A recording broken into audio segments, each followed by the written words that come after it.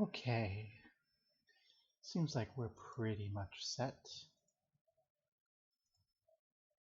I'm not expecting a lot of people to show up because, I mean, it's way outside my normal scheduled time. Gosh, like 3 hours before I scheduled to start. And it's a game that people are generally not super into, probably. Let me make sure that we're picking up the right audio source.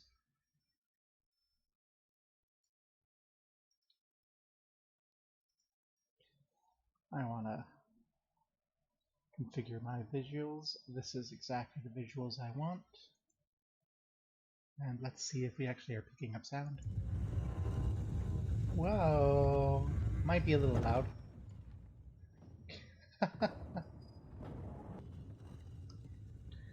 See, I can adjust the sound for me. I'm looking at audio levels and thinking, is that too loud compared to me? Maybe if I turn myself up a little. See, but then I'm beginning to hit into the yellow at the upper end of my volume.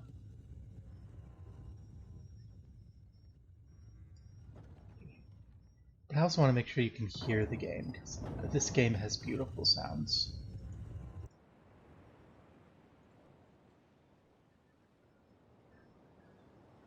Isn't that lovely?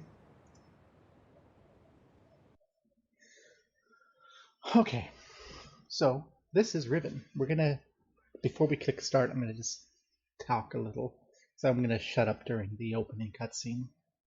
I think I'm a little loud. I'm gonna turn myself down. I mean, you can always turn me up, or you can complain if I'm too soft, or the game's too soft. Assuming anyone is even here to like do the complaining. So, yeah. Riven has probably been my favorite game since middle school. So, in my history of gaming, during the kind of the DDR Jake Retrothon, Jake said I was gaming oppressed. I don't think that's quite the right way to say it because I had access to games, so it was just kind of it was the thing that nerds did, right? And I was not really one of the nerds. Uh, a bit of shame, in the bully or be bullied world of the suburbs of almost rural Nebraska in the 90s, I took the bully side, until the day I wasn't allowed to take the bully side anymore. Fun little, hey, if you want to throw people under the bus for that, it won't work forever. I think the game, things are all like not quite right on my stream here. That's lined up. I mean, I don't really care too much as long as the game looks good. So I think it's going to be fine. But yeah, so I played video games before this, but mostly at friends' houses or on my dad's PC, because my dad had Ultima 6, which when I was a little kid, that was my favorite game. I loved exploring the world in Ultima 6. He had Comanche attack helicopter, and it was fun to crash that into the wall of a mountain with the joystick. And it had like a keyboard overlay plastic that like blocked out all the keys that weren't used in playing, and then put like these little clear things that replaced like the letter with what the command was. It was definitely something that like, okay, one moment. I think that I'm stuck turned sideways. There we go. It was definitely the sort of thing that at the time, 45-year-old like pilot would do.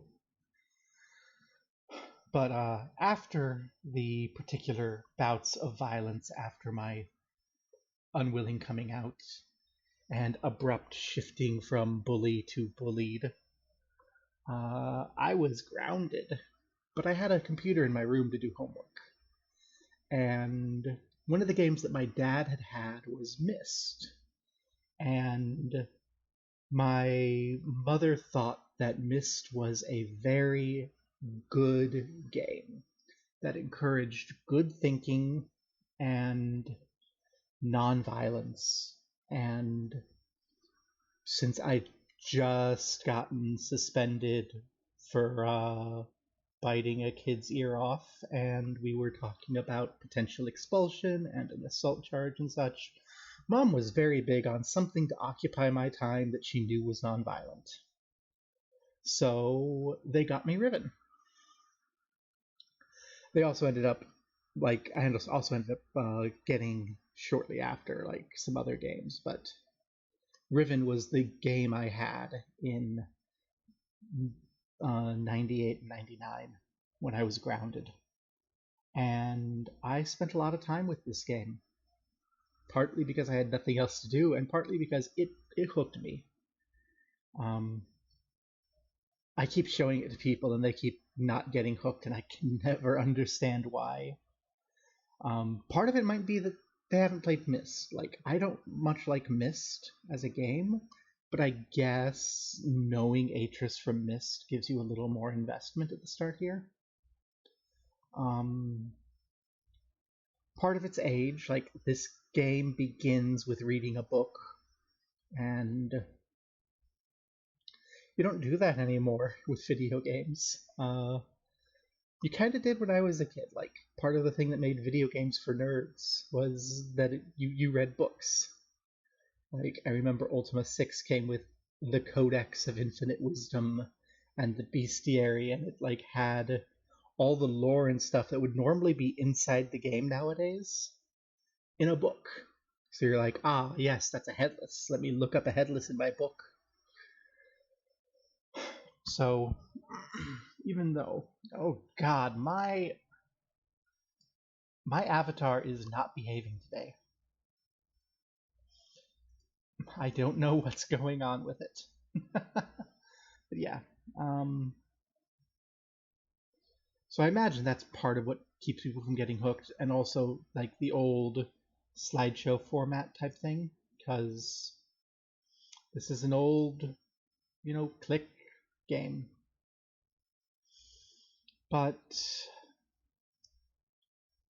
yeah, we're gonna ramble. I don't think I'm gonna read the book at you because I can tell you the relevant bits, but I want to kind of just talk through what I see and why I love this game, because I don't think because there's lots of people I like who don't think like it, and I don't think they're going to like it as it is now. I think if Starry Expanse ever happens, a lot of people might like that more because it's updated, uses more modern controls, but I've long since given up hope of Starry Expanse ever actually happening. I got reminded of it recently. I'm like, ooh, and I'm like, wait. I've been looking at this for 10 years, and it just doesn't fucking do anything. It's going to be one of those projects where they're so obsessed with all the newest, cool shit that it just never happens. Tech people do that a lot. But yeah, without further ado, let's get our opening cutscene. I'm going to shut up for now.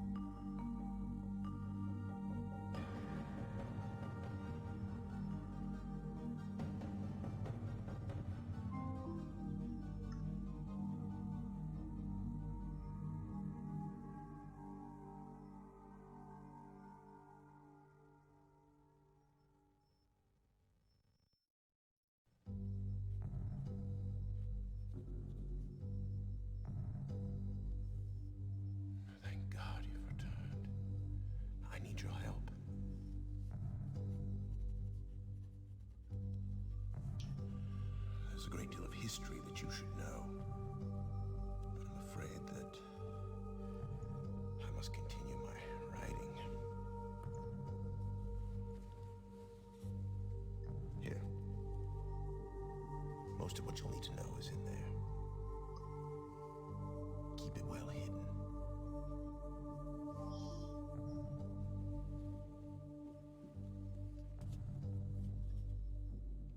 For reasons you'll discover, I can't send you to Riven with a way out. But I can give you this. It appears to be a linking book, back here to Dunny. But it's actually a one-man prison. You'll need it, I'm afraid, to capture Gan.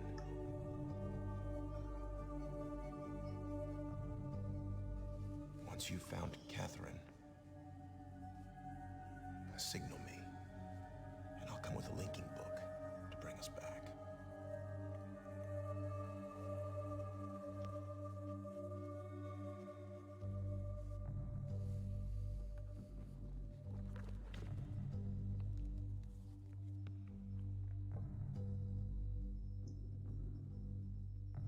There's also a chance, if this all goes well, that I might be able to get you back to the place that you came from.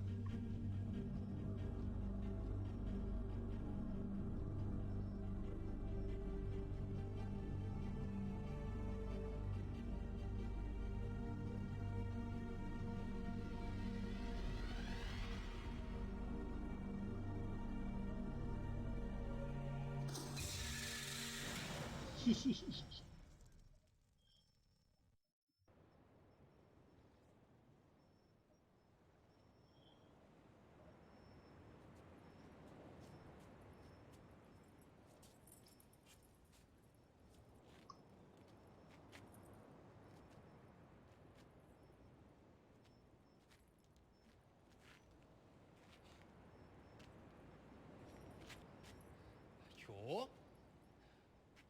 No feriaje. Kaitaware po. Modu wewe po me po. Tagema. Rekoa. Tagema busu rekoa. Isirapo. Isirapo. Umutika buku wa nai. Isirapo. Umutika buku wa nai. Buku wa nai. Isirapo. Buku wa nai. Buku wa nai. Buku wa nai. Buku wa nai.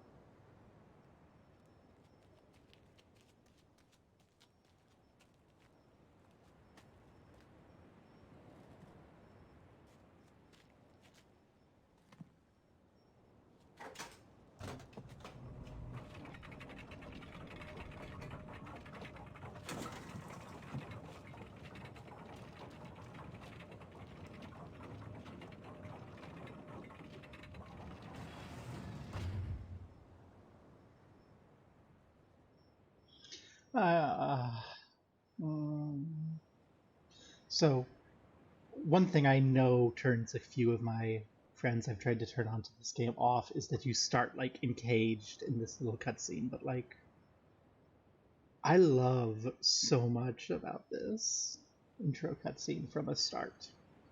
Like to compare to Outer Wilds, because I'm playing Outer Wilds and it's a good game. I can see why people like it, but it's got a lot of little things that piss me off. One of the things it has that pisses me off is there's no sense of direction at the start. Here, we have a job to do, right? We get given a job from the beginning, and that job is capture Gen, find Catherine, signal Atris. And then immediately we get the book taken from us. It's like, oh, we can't capture Gen without that book. So I guess job one is get the book back from the weird masked person. Beyond that, like, I love the setting, like, stuff that we got set up here. Like, Gen's guard who wandered in, that's what that guy was, right? You wouldn't know that yet necessarily, but you might be able to guess. He's coming here because, like, huge, loud trap noise. But you can see him wander around like he has no fucking clue what that noise was. Gen keeps his people in the dark. You can see his excitement, like, ooh, I get to do something. And then his, oh shit, I need to speak Dunny instead of Rivenese.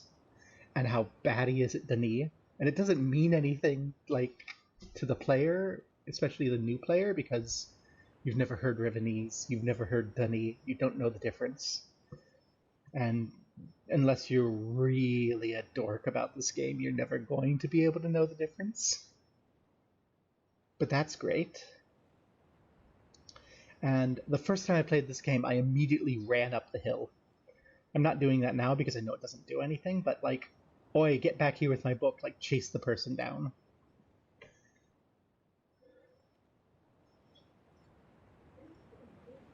Hi, I'm playing Riven. I'm streaming, hon. Yeah. So, I love this. Gosh, what do I want to even say? Like, your first impression, you cut out. There's the ice cream cone. But, like, my impulse is to run and chase. Which actually leads to missing an Easter egg. He's dead! They threw him off the cliff. But, yeah. Like, at this point, even if you just chase directly, the masked person's gone. And the first time, I ran all the way down. I found this door by accident. And I'm like, where the hell is our masked person? So I came back, right? I don't remember much about my initial experience with this game, but that is like always going to be in my head, that I ran, that I like get back here, and then just this dead end, and I was so confused and lost and sad, so I came back. And you can see this little prison that looks a lot like that guard helmet. You can see the start of the little motif. You can't get a good clip as to it here, but this little 5-star motif. You can see this big knife. And at this point is when I read the book, which I'm not going to. You can like pause and read it, I guess, if you want. Long story short, Gen is Atris's dad.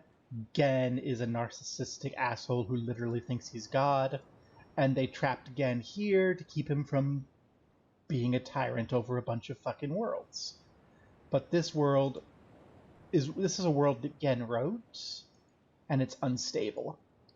Atris and such think that they connect to worlds by writing to them. Gen thinks he creates them, but they know that they can change them by tweaking the writing. So that's kind of how it goes. Let me move the window down because of the way that the inventory bar is so big. There we go, because we're not going to be dealing with the inventory bar very much. Yeah, so at this point we're open and clear. We have the ice cream cone, which doesn't make any sense, right? What is this? You can play with all these knobs, nothing happens. Oh, there's a little stopper, which, gosh, I couldn't even see this originally. Like, This is definitely a problem the game has, is you can't tell this stopper is here when you're out on this screen. But, like, nothing happens. Oh no. The machine is broken. You can come out, you can see this big cliff and chasm, and I've seen people be like, I don't get it, why is this big cliff? But, like, it's a chasm. That means that there's some geological formation, and if you take a peek, it continues, it's just metaled over. So that chasm continues all the way to this knife stuck in the ground. So there's a little bit of a rock formation, but that's telling us that this whole area is not very stable. It's a piece of visual storytelling about the geology of the place. So it's important.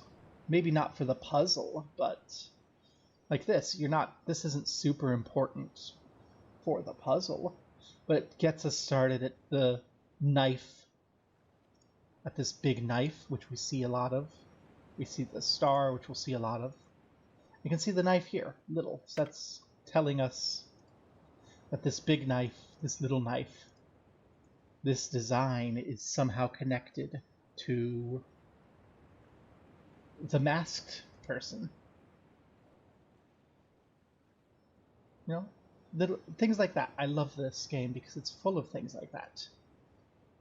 It tells its whole story, for the most part, visually. You don't really need the books. And of course, when you read, if you can't pick up on it and you need to read the books, later you'll find a book that talks about how this big-ass knife got here. And you get the understanding that this is actually an in-universe physical manifestation of the fact that you can change the worlds you've connected to by writing and changing their descriptive book. But yeah, we can come up here. At each step we can look out. And this, again, maybe not super important for the purposes of a particular puzzle, but it gives us a sense of scale, right? We can see how huge this rock formation over here is. We can see a hint of something over here that when we were panicked running earlier after the masked person to get our book back, we couldn't see what that was. If we come all the way down, we can see it more clearly. We can see that the shoreline continues, so this is an island with these two big rock formations, and that's actually important later. Like, it's not something I'd say you have to remember the geography perfectly, but later in the game you'll be like, oh, I recognize this. And so you can do that. Now when you get here you can't do it anymore because it's not really important. And then you have your turnaround image. Oh, we can, it looks like. I didn't realize we could. Yep. And here we have our ways, back to, let's call that the prison quarter. We have this big gold room, we've got a little beach, and we've got the tunnel across the bridge. And so, you go in and explore the room. And we can see more clearly this star motif. I'm not going to spoil what it is yet, but we'll see it a lot. And then we have the bugs. And there's 5 of them.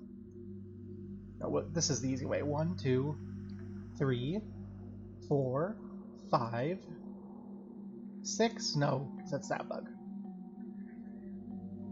Maybe this is a little bit maybe a tougher room to get your head around because you 2, 3, 4, 5 instead of 4, and most places you turn would be 4. But if you look at the room from outside, you can kind of get the vibe of the 5-ness, right? The star points to the pillar, to the pillar, to the pillar, pillar, pillar. Like, you can see there's 5. But I've noticed that a lot of the people that I'm friends with that don't like this game, they kind of click through fast. And this is part of where I think that if Starry Expanse can get over itself and actually just make the game instead of trying to make a perfect, the best of what modern technology has to offer sort of thing, this would make it open a lot more people, because you kind of have to spend time with this screen to really get a sense of how you're going to be turning here. Which, like, if you're just walking in and turning around, you'll see it's a 5-fold room.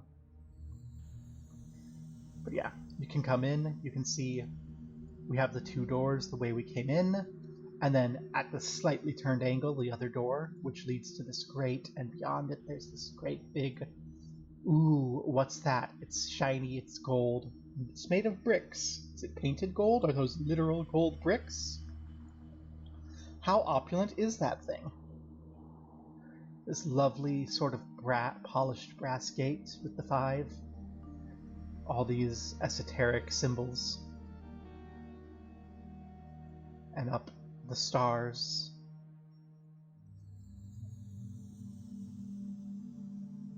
Can't really see this here. This is Dunny writing. Gosh, I was because I had nothing to do like in my spare time but play this game for a while, I ended up learning Dunny. I don't remember how to read Dunny anymore, so I'd have to look up a translation, which I'm not going to. But those are actual poems, and there's enough Dunny writing that if you take the time and you know linguistics, you can puzzle out what it means. I didn't know. I actually just looked up, like, online. Yeah, we've got the bugs. And you can interact with them, and you can see these images, and it's not quite clear exactly what they are, right? You've got this, you can probably get because you've read the book. You know Atris and Gen fought, and Atris fled into the Starry Expanse with the book trapping Gen here. And it's like, this is that event, but it's portraying Gen casting down Atris. So it's Gen's imprisonment from a different perspective. And you can see fire and water and chaos. Almost a Luciferian figure, if you're raised in that sort of mythology. A couple of people I've shown this to aren't, so I don't think they'd have picked that up. But you can definitely tell that that's kind of part of what they're casting, is cast down from Eden, right? Star, no? And God with the 5 mark. We can check the next. And here we can see sort of this priestly class. We can see building things, teaching people, raising what looks like an army, some sort of mathematical work, shredding trees for paper, like a sort of religious motion. And above everything, again. And it's not, again, it's not clear, and I don't think it's not supposed to be clear what everything is. Hey, book, pray to book. What the heck is this beast eating logs and spewing out sawdust? What is that building?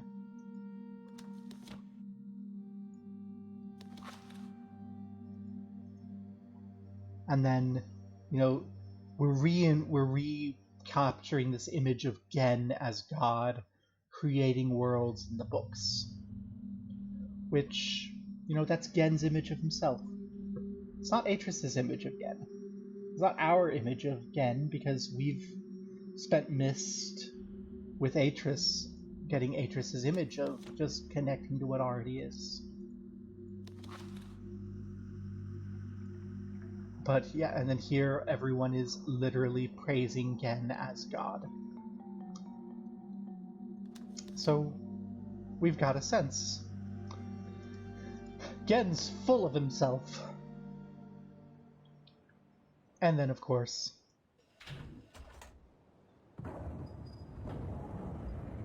a button with a long, unskippable cutscene.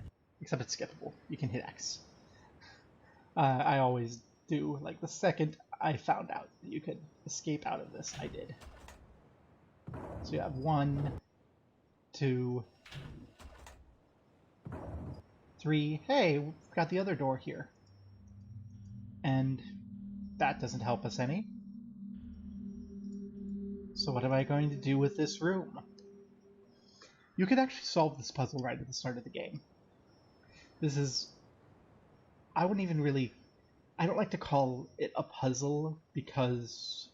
I guess it is a puzzle, but this is an example of like a device. Like when I talk about Riven, there's the anthropological puzzle, what the heck's going on, where you paste all of the little images and such together to get the sense of Riven's society and culture and how Gen has fucked it over.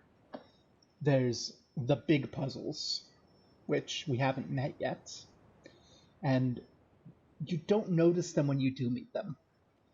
The smaller of the two big puzzles you meet first, usually, I think, but you don't really realize that you've met it for a while. And it's a puzzle that, when you do find it, you go, oh. And there's lots of little things you need to know, but I don't think you actually need to know them. Like, they'll come back to you, I suspect, when you get there. And then you have what I call the devices, which they're puzzles, but they're small, self-contained puzzles that ultimately come down to figuring out what a thing is and how it works. And this is the first device, right? And what we know, we have the room, it rotates, there's two doors that are slightly catty-corner, so you can either, from our perspective here, go that way or that way, and it's all blocked off. And a button turns things. 1 and then 2 will bring us back because it's a 5-sided room. So there's 2 walls in between the doors here, and there's 1 in between the doors there. I'm not going to solve this puzzle now, though, because if I'm honest, it took me forever to find the solution. I came down to this little beach. I got the lovely view of the ocean, all the palm trees, little side door, little knife. I actually did this a lot where I'm like, I want to look at the knife. And I missed, as a kid, the obvious, you can go under the door. But I do like that. This is a thing that I think in a visual form is going to be tougher to notice, because you're not going to be able to be like, I want to look at the knife. It's a small version of the big knife. It's the same knife that we see in the other place. I want to look at it. Hey! Like, you're not going to get that. But then again, I didn't get that as a kid, so... You know, everything has weaknesses. And you can see the little island there. Looking over here, you can see another island in the distance. Another island there. I like this. You can see the hint that this continues over here. So we can see 3 islands at least. And as we come down, well, we missed this door earlier. May as well check it out. And we have our second device. Figuring out exactly what this device does is actually something that, number 1, is not super important, and number 2, requires you to do a bunch of stuff that just you aren't likely to do on purpose. What looks like a weird torture chair. What have you got? Well, we've got the chair, we've got a couple of viewports. You can see this looks like the little arches that we saw before. Over here we have another viewpoint. Hey, that's the blocked door. And there's a switch. We pull the switch. Hey, the door opens. If we flip the switch the other way, door closes. I'm skipping the animation because I don't want to sit there and watch it. So we can get out now. Then we also have this. What's this do?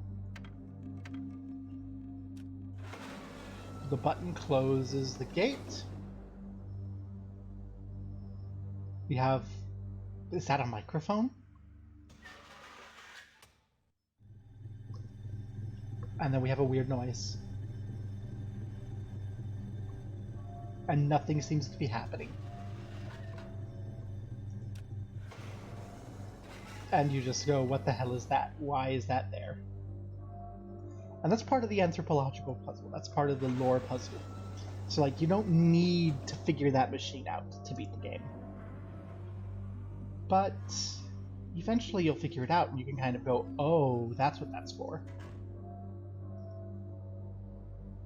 I like you can see the little ventilation shafts because we're in a cave. And then we come back here. Big, beautiful temple with offerings to these strange beasts. And that big 5 symbol, which at this point, if you haven't figured out that it's connected to Gen, what are you doing? As like a 12-year-old, I figured that out. Also, I don't remember if it's in this book. Is Riven called the 5th Age in this book? Riven, Gateway Images, Age of Riven, the 5th Age, as he coldly calls it. Yeah. 5 stars. So that's a hint that this box with a line in it might represent 5. I did not pick up on that hint when I was a kid. But this is, we know, the 5th Age.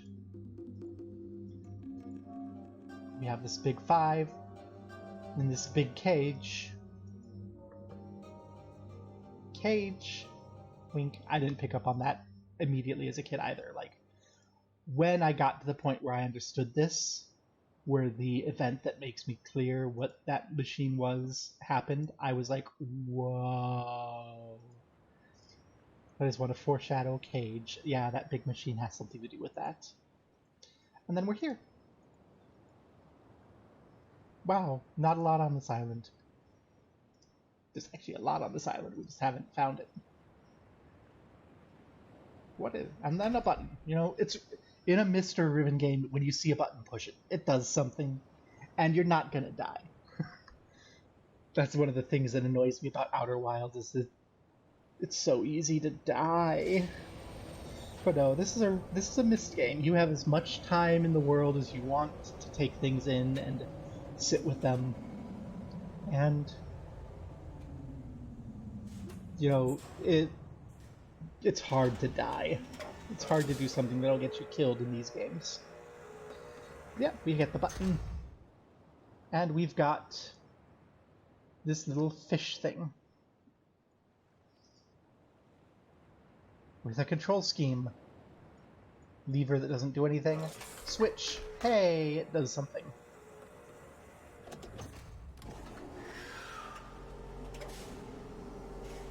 Gosh, when I was in the 90s, this was amazing.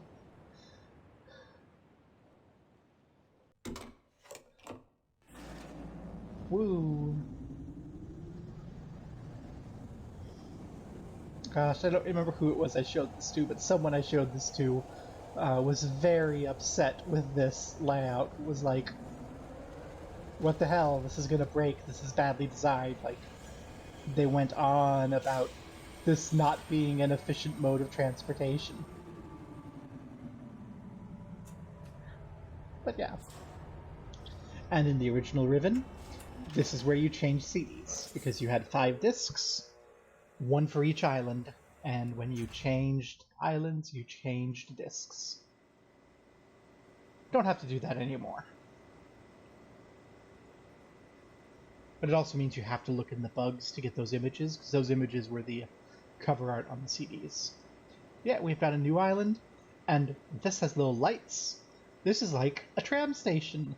You know, little lines. Don't go past this. You're gonna get hurt. And then wall. You know, we saw this earlier. I did not look the other way as a kid. I was like, right here, I want to see. So it took me forever to notice this.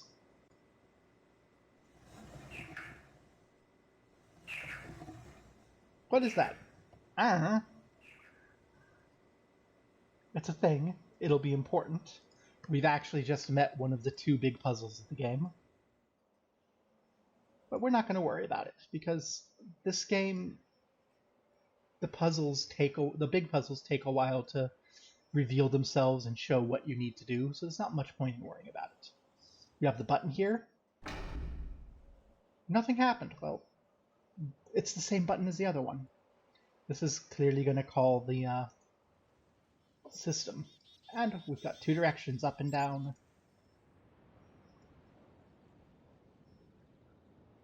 This is one of the harder things to figure out in the game. Because, you know, when you do it, you just do this the first several times. And they're pissy and they leave. Farewell, platypus friends. Swim away.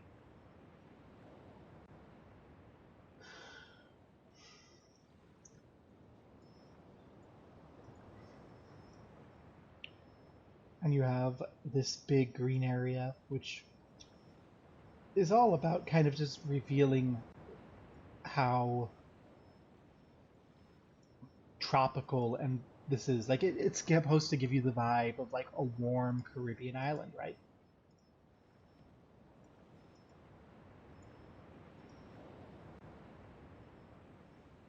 And then another one of those eyes with a little symbol.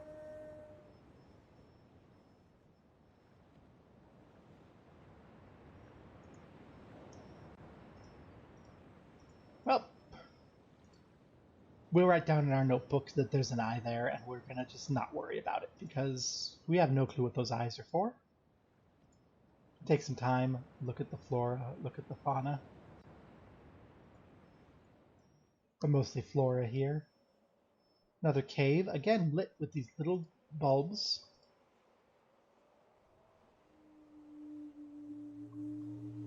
There's people and an alarm. Oh no.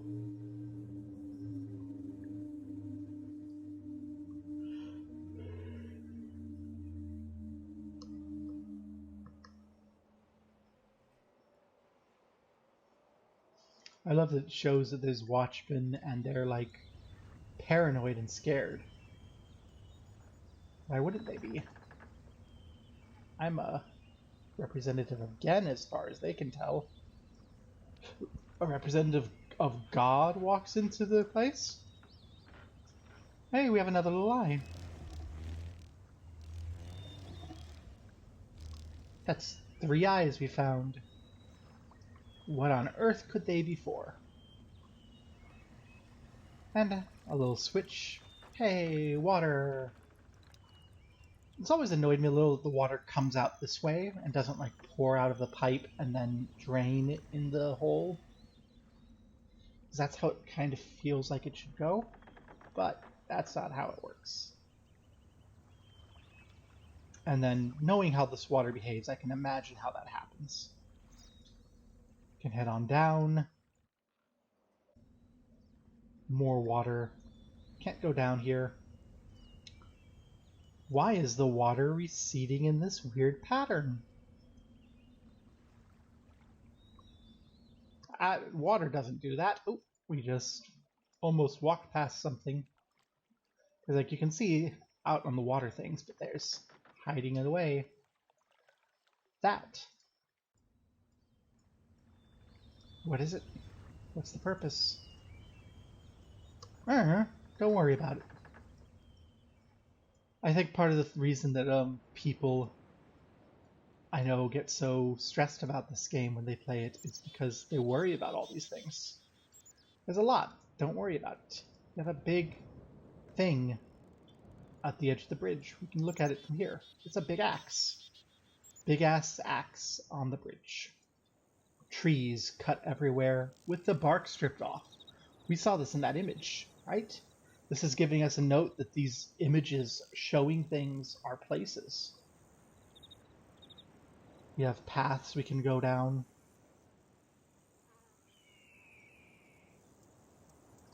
It was Shill, I think, who said that she couldn't figure out where she was allowed to go, which, again, a 3D engine would help with, but no, we have paths.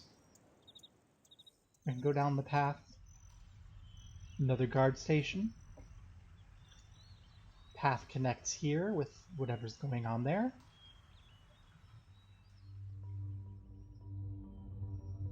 We have a blue area.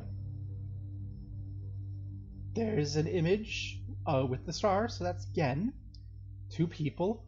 And these are those monsters from, or those creatures from the temple, but now we're calling them monsters because you can see, maybe not super well in this image, that Gen is feeding people to those monsters. And then we can see out over the vast water. So showing us there's nothing over there. Oh, we see a little kid playing there. You can see a parent up there freaking out and running down.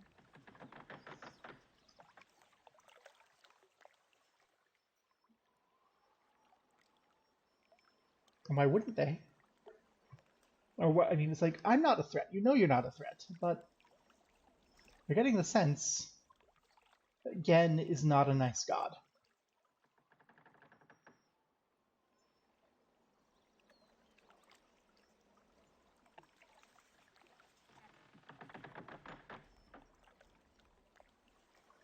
Got another one of those little ladders. You can see this is the same lake. We've just in a different part of it.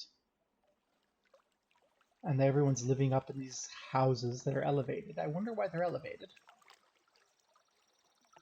That suggests flooding or avoiding predators.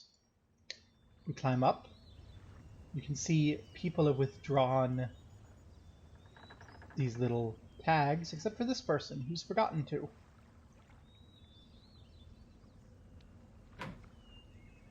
Nothing.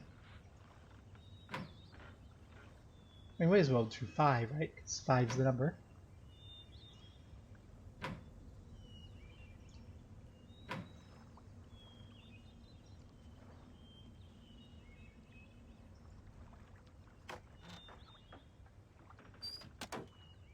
And you can see checking us out and slamming in our face. How rude.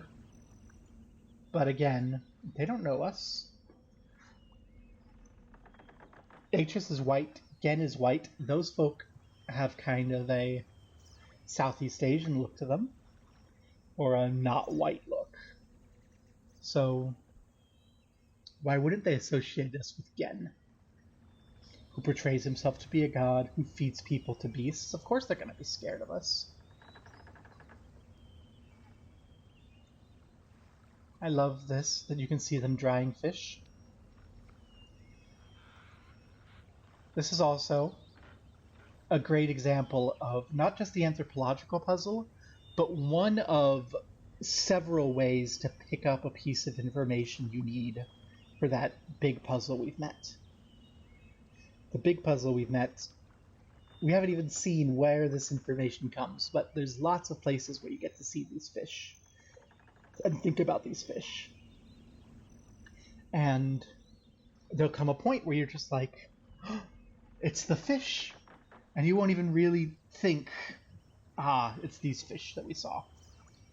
But if you're just clicking through as fast as you can, you won't notice it, and you'll have trouble later.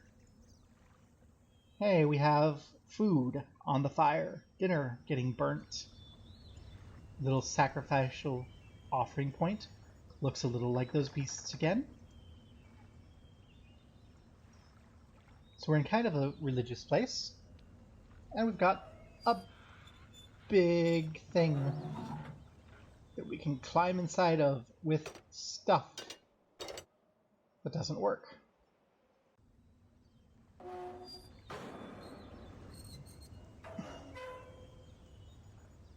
And a lever.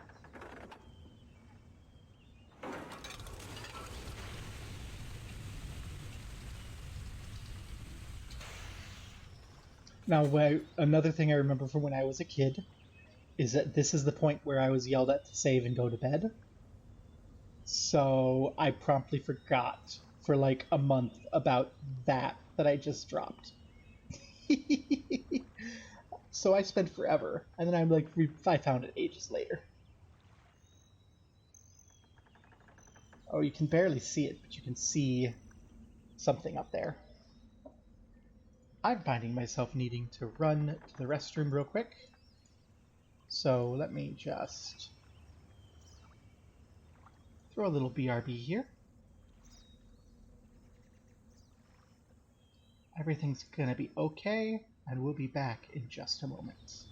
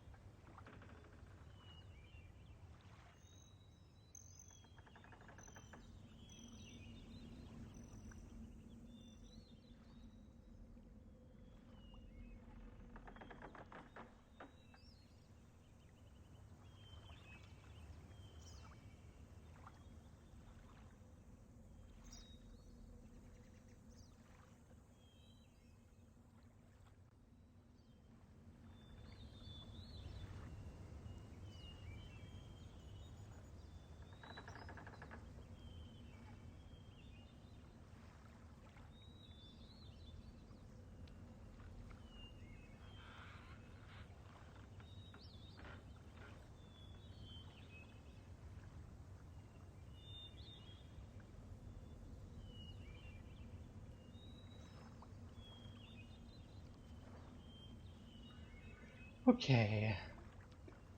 Things aren't okay anymore. I'm back, and I'm back.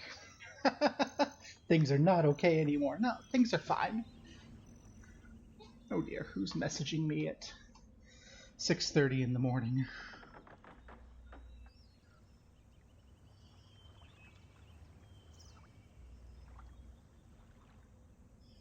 No one important.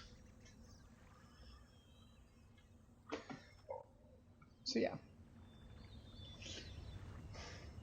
We've already made more progress in an hour of playing than I did. Like, this took me like a week, but I spent a lot of time putzing about with that room and figuring things out. And I mean, 100% to toot my own horn. Let me toot my own horn here real quick. Riven, the sequel to Myst, speedruns.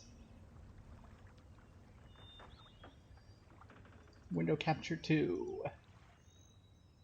Speedruns.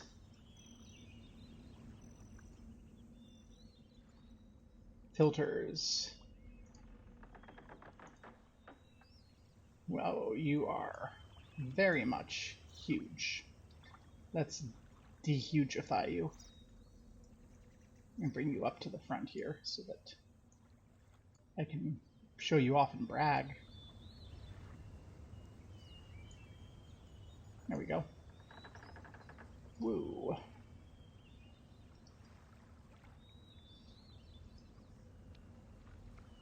It's me! Oh, I'm at 24 now? Who knocked me down? Joffrey got a new one 2 months ago. PJ got 1 month ago. Oh, it's just those two, yeah. I was 22nd place. So I was like, yay. But no, it looks like PJ and Jaffra put in new high-end speedruns. Yeah, that's how fast I can beat the game in 12 minutes 46 seconds. I can kick this game's ass if I want to. I know this game quite well. What I don't know how to do is gallop, which is the speedrun technique. So at least 5 minutes when I run this game, speedrunny, is wasted waiting for recharges. Like when you move, I'll just remove this for a second and show. When you move, you have two choices. You can click, and then, I'm clicking as fast as I can, but there's actually like a timer that keeps you from spam clicking. Or, oh, it's not working. Why are you not working? Oh, there you are. I'm using the wrong button. You can use arrow keys. But again, timer. Or, if you alternate, which I'm very bad at, that timer is different for the arrow key and the click, so you can go faster if you gallop. But I am bad at galloping, so I don't do it. But yeah, no, somewhere like 5 minutes of the run is waiting for those clicks. Like, I'm pretty sure I'd have a 7 or 8 minute run if I could get down galloping. If I cared, but I don't. Well, where is my color source? That is irritating me. There we go. My color source is fixed. My chat is fixed. Okay, but yeah. Sent that down there. Forgot about it when I first played this.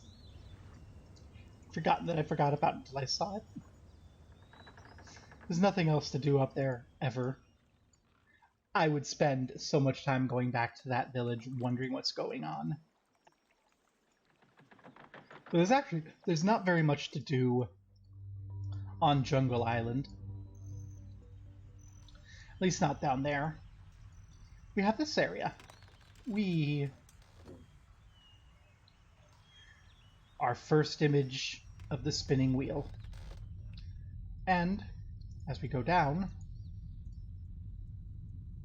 there's this stripped tree, a walkway up there.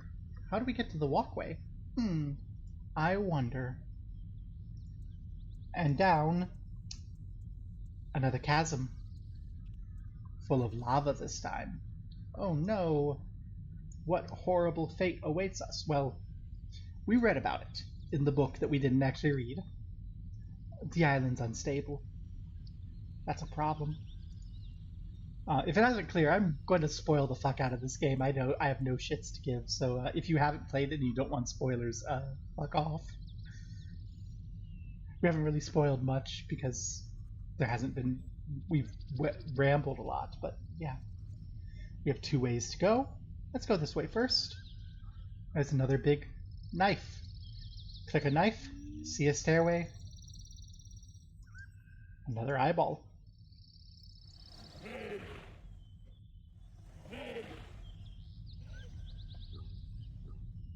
So that's 4 eyeballs we've seen.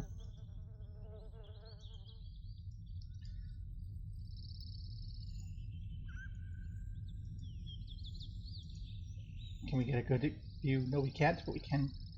I didn't notice this as a kid, but you can see the walkways up there. So you know that they're there, you just don't know how to get to them. And hey, we're back here. There's a little bug. Cute bug.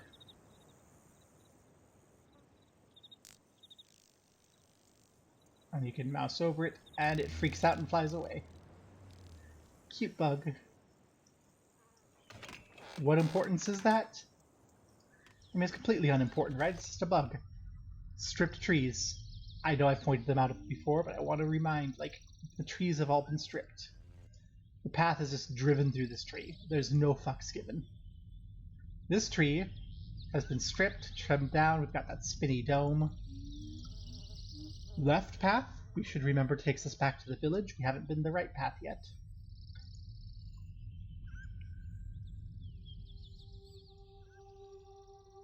It's another one of those monsters. This one's like made in effigy. And a couple of lamps. Very moment. By not coming this way first, we missed an animation of a little girl here going hi and running away. Oh well. There's a lame little girl who got taken by her mom earlier. Okay. At this point, there's nothing to do but that little submarine. Ah, I love this. Look, we were just there, right? That's that big gold dome. Which means that's the little cave with the room. That's the other cave with, like, the torture thing. There's the station. And that came around over here. And there's another island. If we remember, from here, we could see two islands. This way and over that way. So that tells us this is a fourth island. So we've got 4 islands here so far. In this little square. And we've got a hole with a minecart. I'm going to leave the submarine for a while because I forgot it.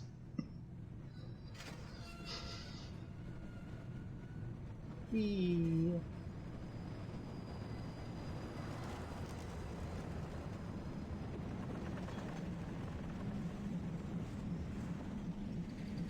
Red rings, and we get to the water again.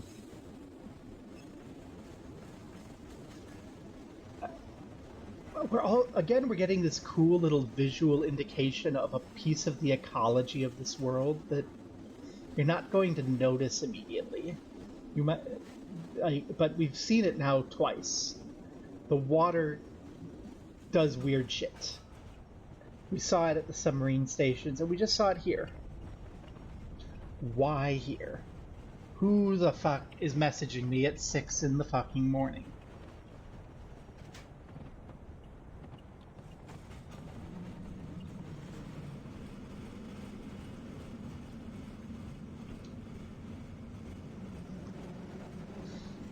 And then we did a little dark cave.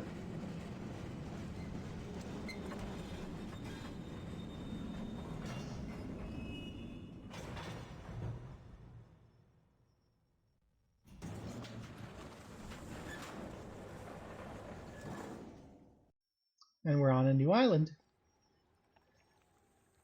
On a thing. With a chute that we drop down into this.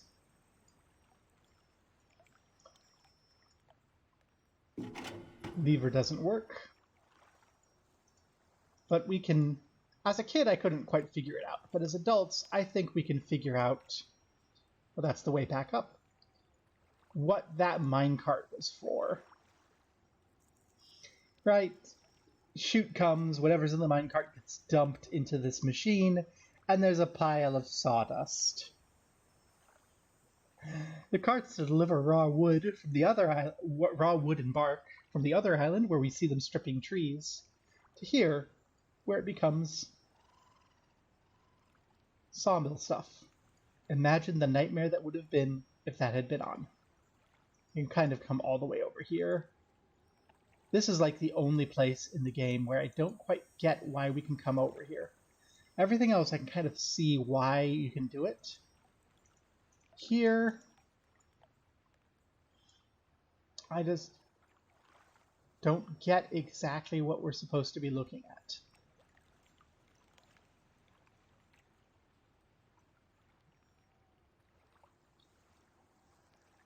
Yeah, we've got things, you know, what's that? Ooh, can we go there? There's a ladder. Yes, we can. Got a thing in the middle. We got a walkway. We've got a building. We saw that building in the images.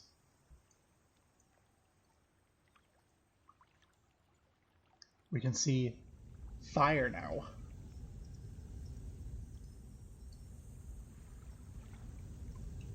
Red. Can't go in.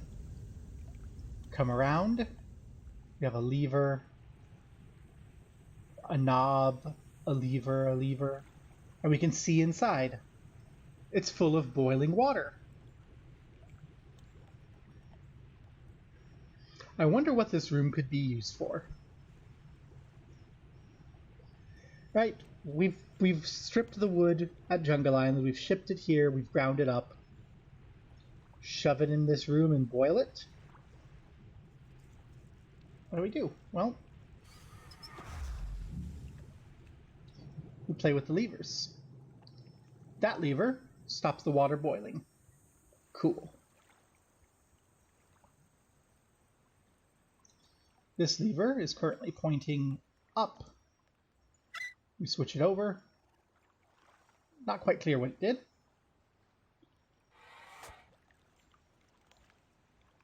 Not doing anything. But this goes out to the middle. So that's telling us there's more there. And this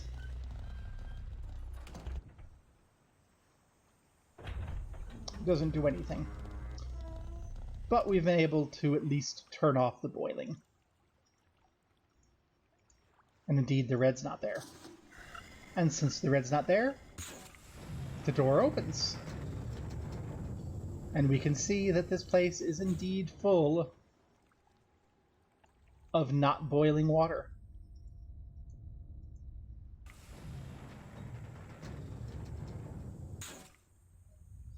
When we come out here, we have 4 routes.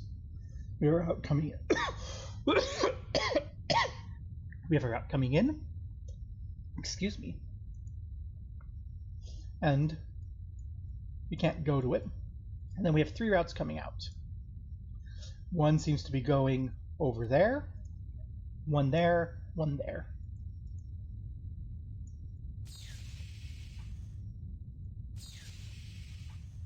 Well, let's start with this one. What happens as we send it over?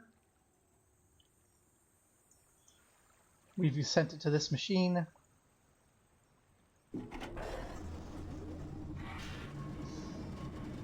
Let's not have this machine be on when we arrive, right?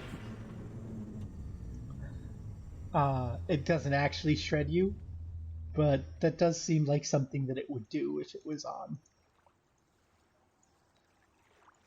So, that machine works when it didn't before. We come here. Presumably now everything here will work. And we've also learned how to direct power. Let's see if I flip that switch. Nothing happens. But again, power. And right now it's going up there. So if we flip this one, the water drains. I think that's because we're sending power up there.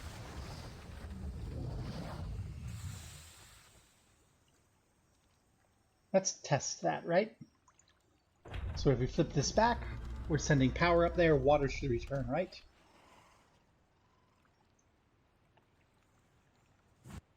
Yes, it does. I skipped the animation. We switch this over. Now, does this stop working? It doesn't work. So we can send power here, and we have 2 spots that we need to send power to.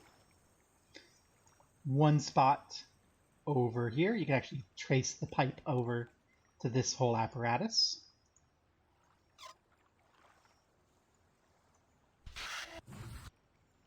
skip the animation. And then we can send the power over to this whole apparatus. Bring the floor up. What happens if we turn this while the power is off? Nothing. But if we turn the power on by accident, it will fill with water again, so let's keep that off.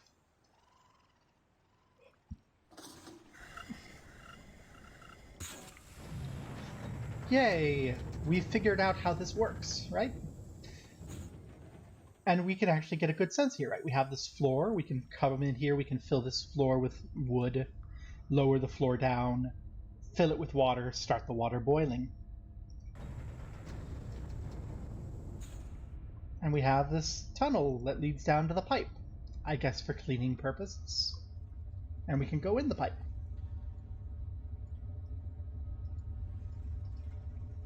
If we want to. Whoops, we fell. We can't go back. I actually didn't want to fall. I wanted to show the other path, but we come up here. You can see tunnels continuing all over the place, pipes going. Another little building in the corner and a walkway. There's the pipe we came up. And a latch. What I wanted to show is that you can get here from the bottom by going around the building, which I'm going to take power and turn it off because,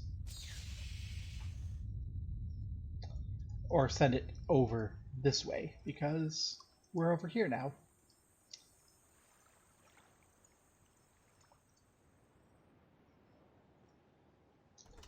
Now let me introduce you to a puzzle that took me forever to solve. Those doors stay open. I was so used to doors closing behind me at this point that I didn't notice. We have a fan, it's spinny, and we have an apparatus with beans. We can close it, but let's leave it open and send it down.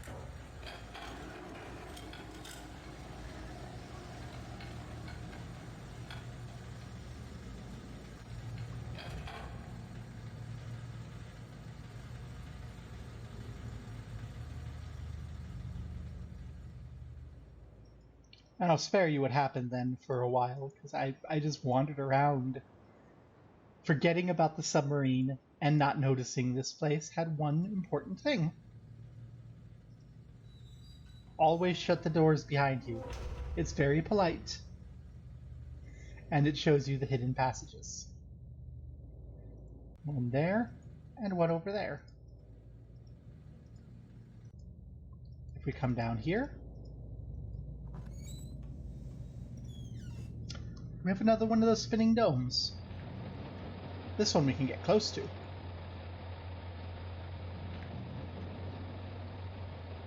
can see markings and gold markings. We can walk around.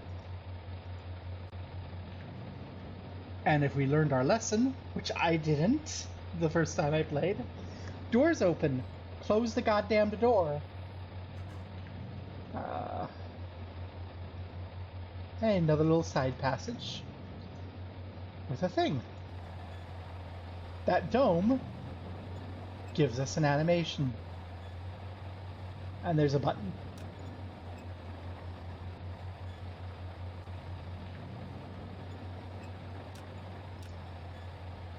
I mean, we may as well try to click it on the gold frame, right? Because that's the only unique frame.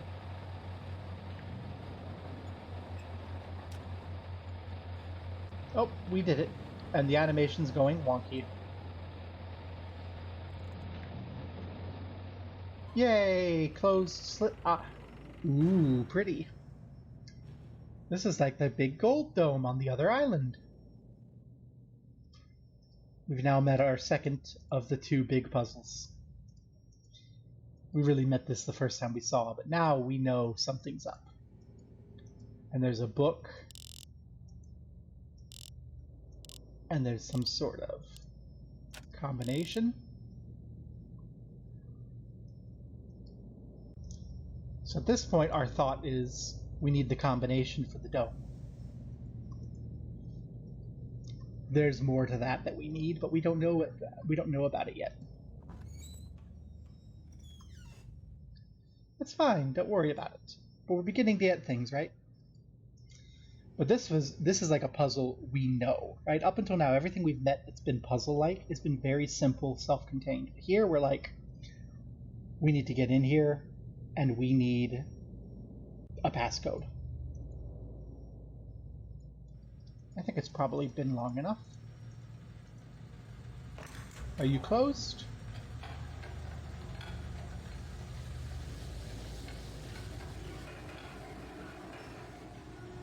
Yes, you are.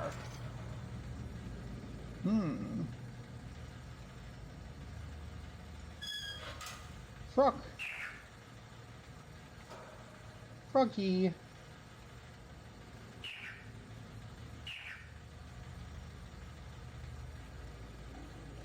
Bye, Froggy.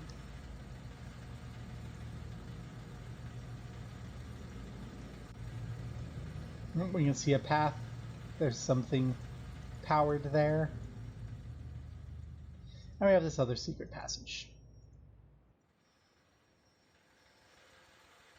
We have a lever. Stops the noise. Stops the fan noise. We continue on down. This fancy place is locked. Can get a nice view of the island. Again, to give you a sense of eternal geography is what this is for, right?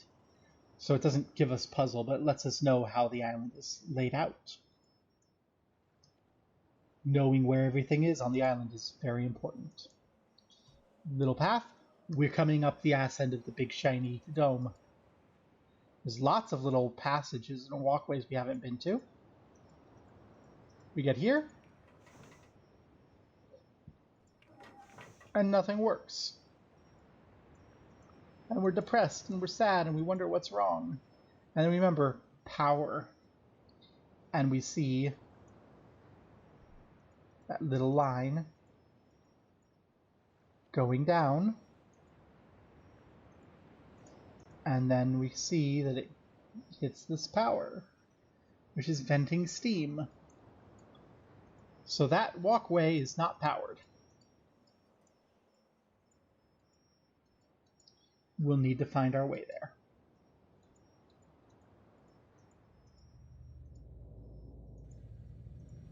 And we can confirm coming here that the fan is not running anymore. Which means we can come in to this other place by way of the fan vent. And we can unlock the door.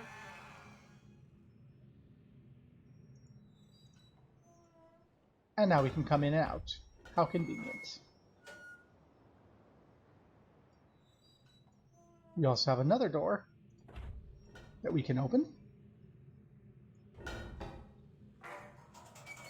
So we have more places we can go. We can see this is the one island. There's Jungle Island. There's the cart route.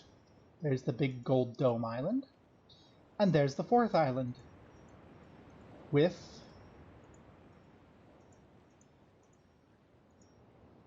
a station.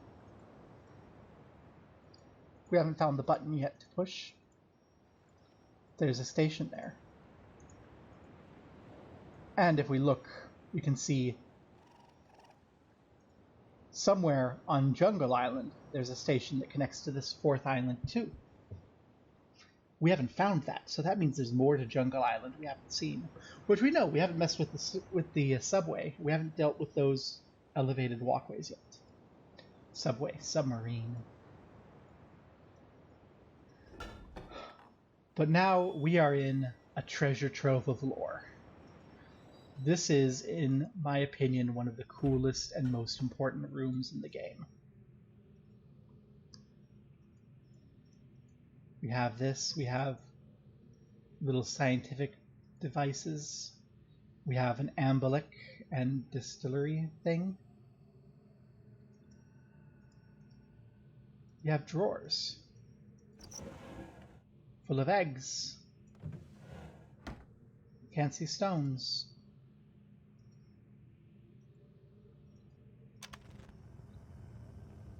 We have a bulb full of water. And as we heat the water, instead of boiling, the water runs away to the top. What's that do? And then we turn it off and it goes right back to the bottom. The water flees heat in this place. Why? We've already seen it though. We've seen it. We didn't know what was causing it at the submarine stations, but we knew that something kept the water away. And we saw the red glowing rings around the cart keeping the water at bay. This is what tells us explicitly what's happening. Do we need it for a puzzle? No, but it's part of the world. We can see these specimen jars, more specimen jars, and it gives us a sense of, well, whoever works here is a scientist. It's Gen, of course it's Gen. We have this other place we can walk. We have markings on this wood. We have a device for doing something. Well, what it's doing is cutting paper. We have more little bits. We have a vise.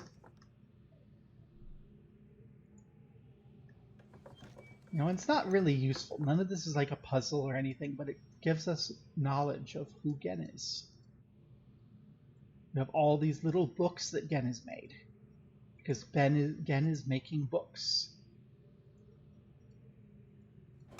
We have whatever this is, with a burnt book in it. Now this is something where playing Myst would matter, right? If you were playing Myst, you would immediately recognize a linking book. And a burned linking book is a ruined and destroyed linking book. This is not a descriptive book, it's too thin. But we might also make that connection here, just off the intro cutscene if you were paying attention, because we saw the descriptive book for Riven. And if we come around, maybe we can see the button to turn it on. I know you can turn it on somewhere. Right? Am I misremembering being able to turn on this thing? I guess. We can see a big staff rifle knife gun thing where we came in, dried pheasant feathers, a little ossuary, nuts, a little lamp. And over here, another eye. No symbols, nothing. We don't know where this comes from, but there's an eye and a note that when monitoring the villagers from the scope in the survey room, observed the natives swimming out to an object floating but anchored near the entrance to the bay. Ordered the object removed from the water for inspection. Several days later, I was surprised to see another floating there. The missing object had apparently been replaced with a new one overnight. I've long been aware of the existence of similar artifacts on the villagers' island, but paid them little notice until now. Tomorrow I'll send surveyors to catalog the others. So this is, we now know, taken from inside the bay. Lovely. So we've got 5 of them. Hey, 5 is a number. And the second book to read. Not going to really read it to you, but it is kind of important. It's by Gen. It's talking about how annoyed he is at Atris and Catherine trying to figure things out, building devices to harness the geothermal power of the island. It discusses these little video machines. That looks like something familiar. Trying to build a new place. These eye shapes. These, whatever this is, Erd Age. You know, he's finally succeeded in making a book, which lets him connect to a new age. We have a little image of that age as far as he knows. We have that big gold dome again, and those smaller domes. It's talking about the central power source. And you can see it connecting out to 5 symbols. 5 islands. And this is important. I'm going to take a little screen cap of it. This is the passcode. We don't know what it means yet, but this passcode is important. I know what it means, but I'm not going to tell you. These are Riven numbers, and you have to learn them. It's a base 25 number system built on a cycle of 5 symbols in unison, so it's actually not that hard to figure out once you figure out 5 symbols, but yeah, gosh, I remember in middle school, I would do my math homework twice, because I'd do my math homework, and then I would do my math homework in Rivenese numbers. With a base 25 number system, you have to memorize more symbols and memorize more math facts, but then the higher order math becomes simpler, and all the numbers become smaller. It's like base 25, you get to do 1 through 25, and then instead of doing to 100, 10 squared, you get to go to 25 squared. So your 100 becomes 625, and so on. And of course it keeps going, talking about chemical analyses, about these daggers which are related to the village and rebels in the village. And this weird wood, which has a panel that they found in it. That seems to activate these places, but not use as much power. He doesn't understand. And there's the switch. It just wasn't by the door we were thinking it should be by. So yeah, there's a lot of information. That journal is written in such a way it shines through Gen's megalomania and narcissism. But yeah, we can now go somewhere new. So let's do it.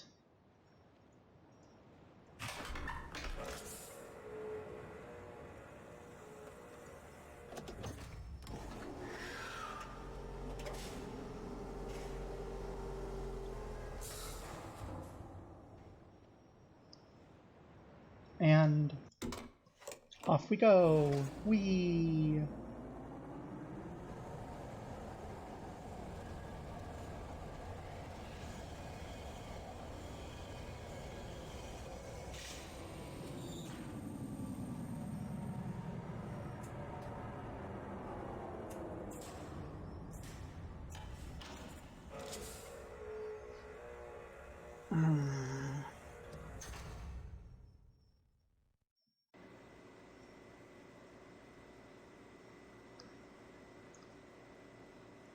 The astute of you will notice there's a door on the other side and wonder how to get there.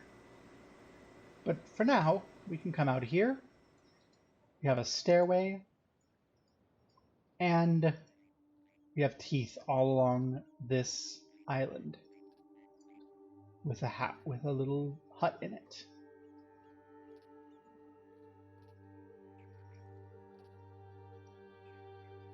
Fire underneath. And then this crowded walkway. More water up here. Shallow and lagoon-like.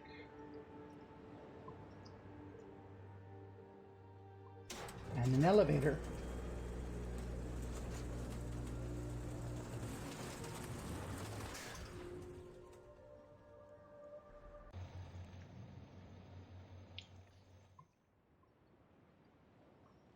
And we can see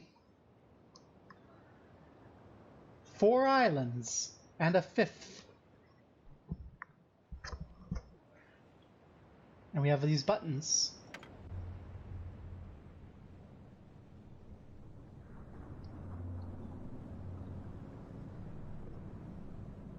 And the water bubbles up, presumably because of careful use of heat as we activate that little island.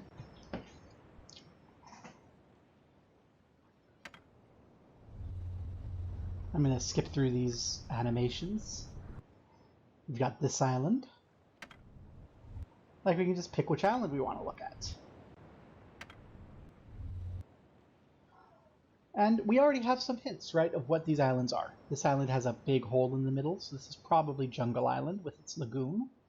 This island has 2 parts. This is probably the Gold Dome Island.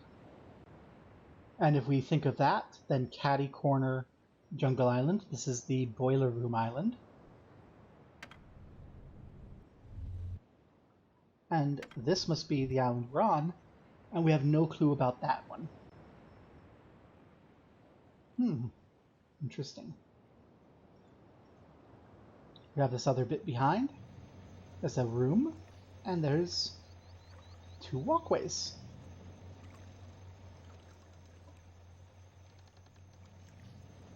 Spinning dome over there.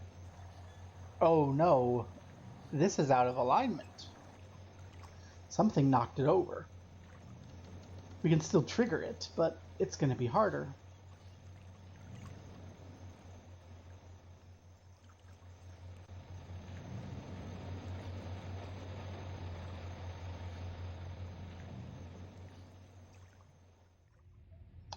And here, this is that island we saw before.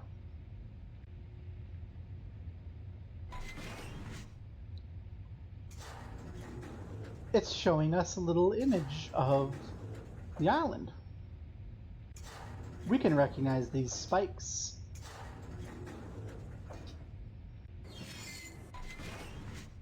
Then, oh, we recognize these. Those are the islands outside. This is kind of the area that we're in here that's all uppity. And then over there, there's a little thing. Yeah, over there in this corner, there's a dome. Which seems to be right here at, well, if we flip it all around again, can only go one direction. 1,3 in this square. Write that down. We are now at the tool to learn the geography of the island. Don't know what exactly it's for, right? But we can see all the islands, so we can come get our confirmation that this is the Boiler Island. Come here, look, and say, aha. There's the ridge. And in the middle of the ridge is the little lake of Boiler Island. Why is there a hole in 2-2 of that quadrant?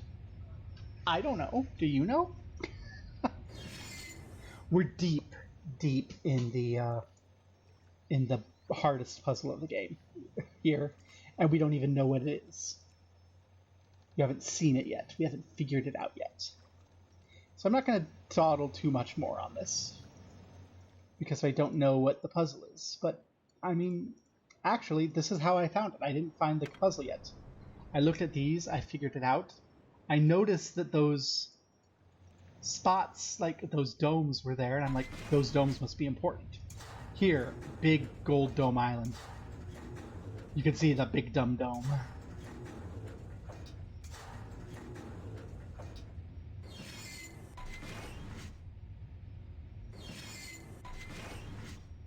Hey, 1, 5.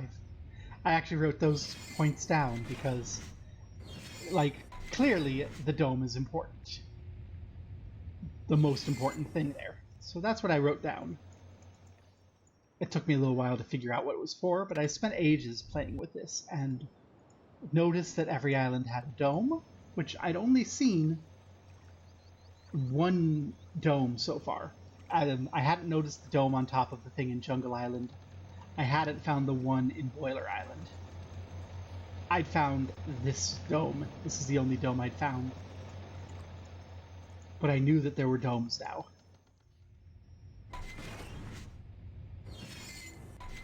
And we can look through.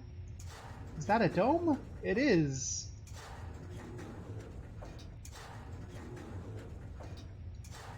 It's at 4, 3 in this place. But you can continue clicking through. Because I hadn't quite noticed domes yet. You can see the big island. You can see the valley.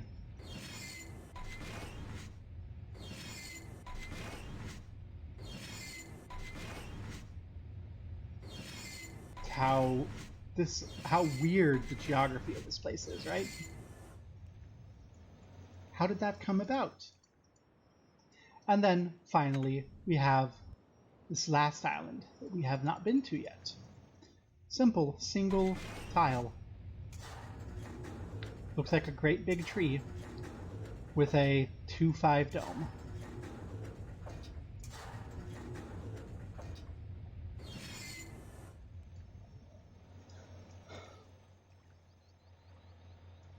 So, at this point, I don't think I need to tell you what I did next. I went dome hunting. But I'm gonna break that order here because there's one more thing to find that'll make our dome hunting easier. That I did not find this way. I did find it this way, but it took me several sessions of play. Because, yeah, I turned myself around, and I fired myself back to Jungle Island, to Boiler Island, to look for a dome.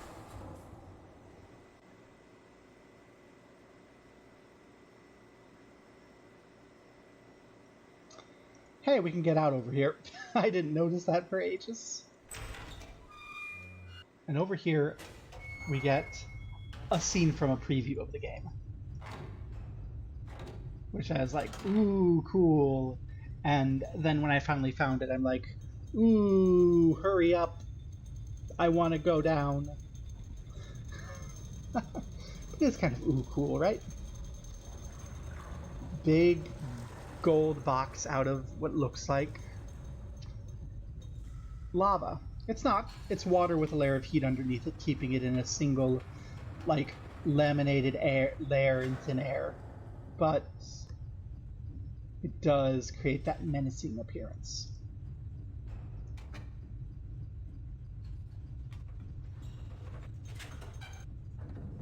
I skipped the down path because it's boring. I shouldn't have, I'm sorry. I just did it instinctively. But out we go into the heat, and you can see the geothermal heat of everything. No! There's a person freaking out and running away! A priest! We saw priests in the drawing. With a book. Get back here, priest!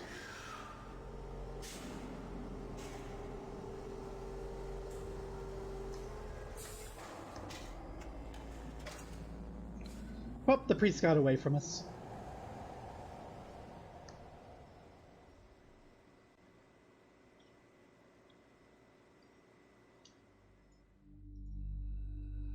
And we can see this temple-like thing with this great big lead up to a throne. I'm going to go ahead and show off the throne because I can, but I'm not going to bother worrying about the puzzle. We can look down. We have buttons. We can see Someplace we haven't been.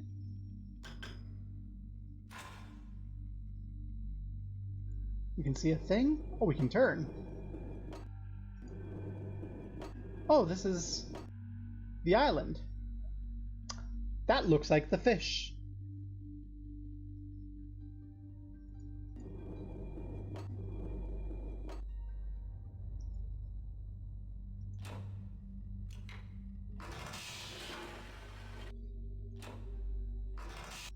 And then we have another bit with eyes and colors. I didn't pay attention to that one much. That turns out to be very important. I'm not going to worry about it yet, because we have domes to hunt. We can come back and play with that once we've found our domes and we've figured out what's going on, right?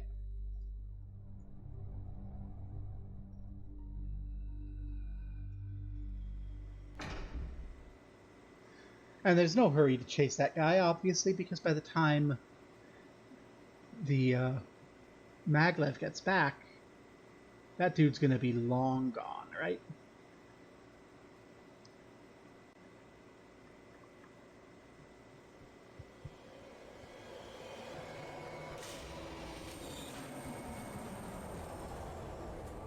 Oh, blah, blah, blah, blah, blah. It's so hot. Here, makes everything groggy and sleepy. Okay, I should not have done that. The fact that I speedrun this game is beginning to give me instincts of, yep, let's skip the dang animation. No, let's let you see the animation. The animation is important, right?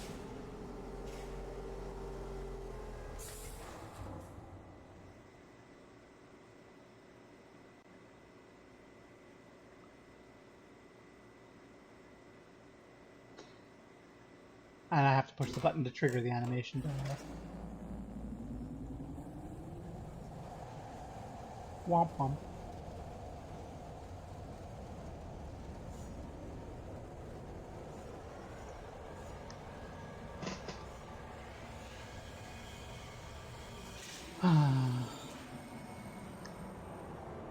And we get to the other end, which we know is Jungle Island because we paid attention to our geography earlier.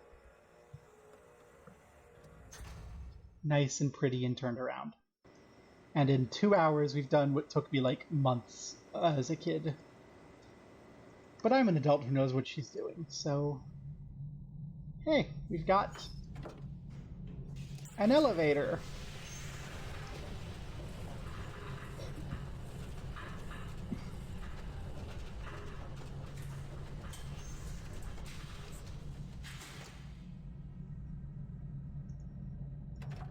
With a switch to open a mouth.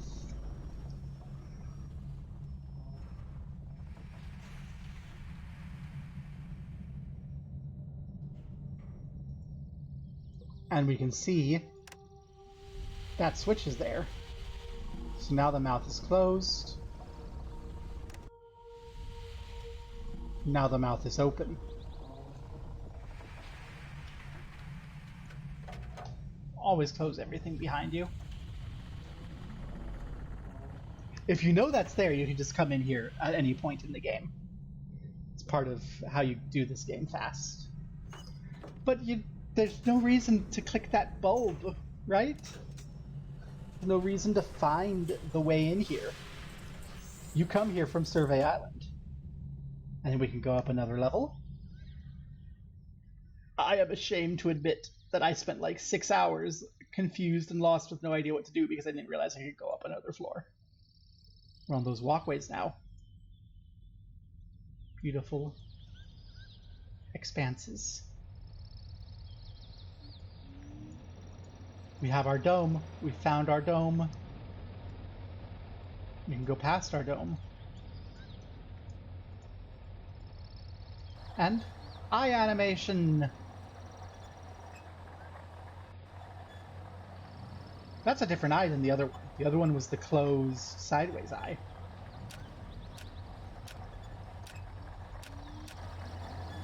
This one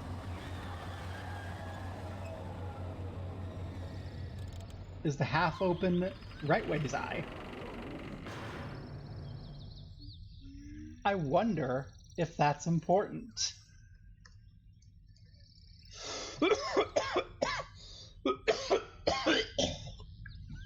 Oof. Or we can keep going up. Every time you come back to the island, the first time you run into one of these guard posts, it sounds.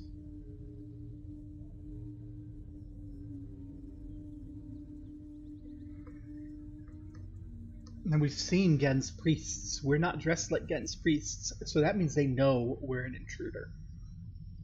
And their myths, we remember from the images, show Gen, a god, casting down Atris, the devil. So from the point of view of those guards, we probably seem like fucking Satan walking around. How badass is that? And not only is this a guard post, it's the same guard post from earlier. The one that didn't activate earlier.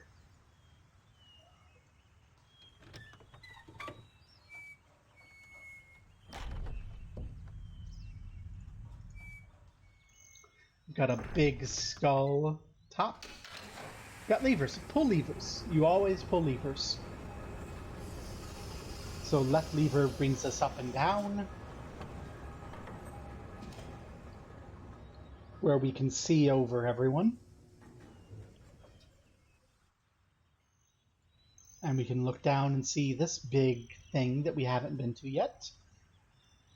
When I'm playing through the first time, this is when I go, oh shit, the subway, the submarine. And there's a walkway there with a connection. And that lever opens and closes whatever that is. Interesting. We can also see that it's deeper under here than it is elsewhere. And of interesting note, we can go down without adjusting that other lever. I'm going to skip the down animation. I don't want to watch it. Is that all that we can do up here? Yeah, but we've just made a significant discovery. Gen can sit as God overlooking everything and finagle that particular area out in the water, over deeper water. Gen, who feeds people to monsters. Monsters like this. I guess it's time to go back to the subway, right? Oh, hey, little girl. Little girl's here playing, and oh shit, Satan.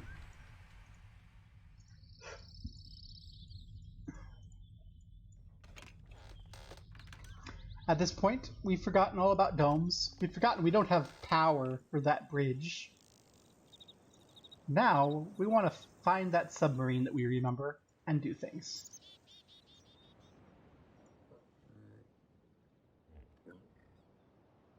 So it's not as obvious here, but when you first played this, like, back in the 90s, when an animation popped on screen, it gave it, like, this weird box.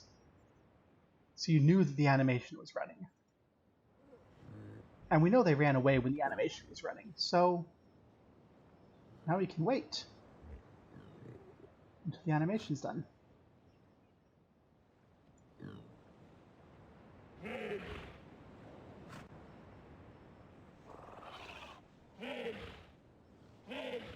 That's a sound we've heard before. Pieces are beginning to fall into place. They're very, very obvious when you've played the game before. Maybe less so later. Spook them and they run away.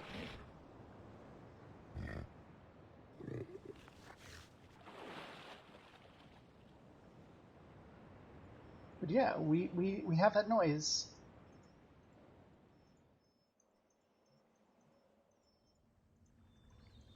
And over here we have the eye. And the bug noise, and that little symbol 2. I'm just gonna spoil it. That means 2. The fish that we saw with the line is 1. And we're at the submarine.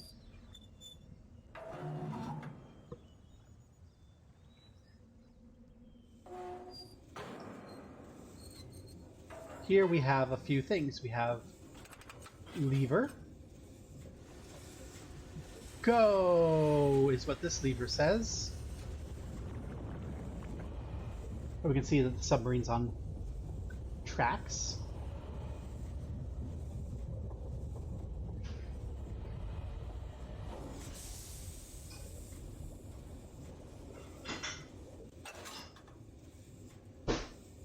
We have direction. We have my kids getting cereal in the place behind us. Hey, we have 2 ways we can go. Left. Now set left and right. Real easy machine to navigate. Question is where we're going and what we want to do.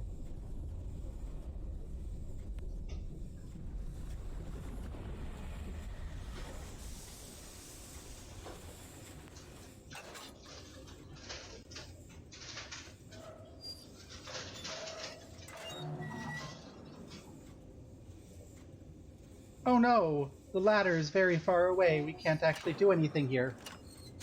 I'm gonna do some skippage. Whatever shall we do? Spoiler, all the other places we can get to here, except one, are gonna have that problem. So we're just gonna speed up and go to the place we need to go to. But it's a nice little thing, like, oh no.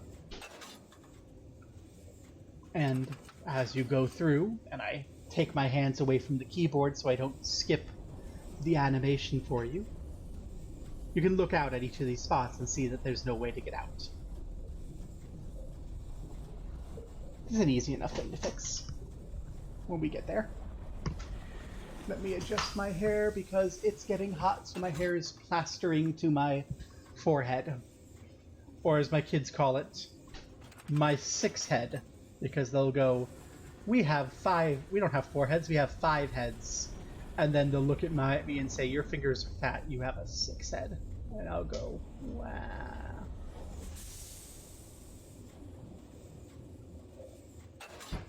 So you notice from here we have 4 ways to go. Forward and left. Forward and right's probably going to take us back where we started. And back and over here. We can explore, you would explore all of them, we will explore all of them, but this is the way we need to go first, because it's going to unlock things. If you're playing this game blind, and you don't know what you're doing, this probably takes you a little while to find. But you'll find it.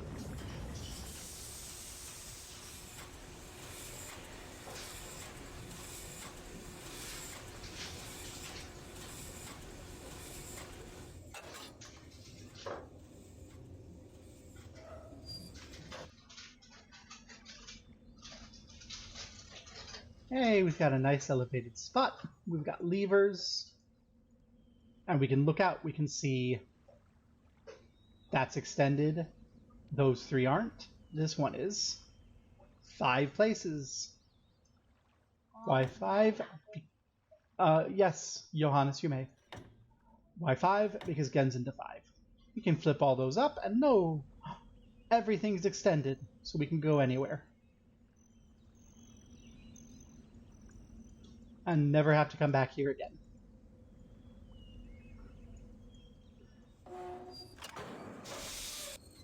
Oh, I'm sorry. It was just turning.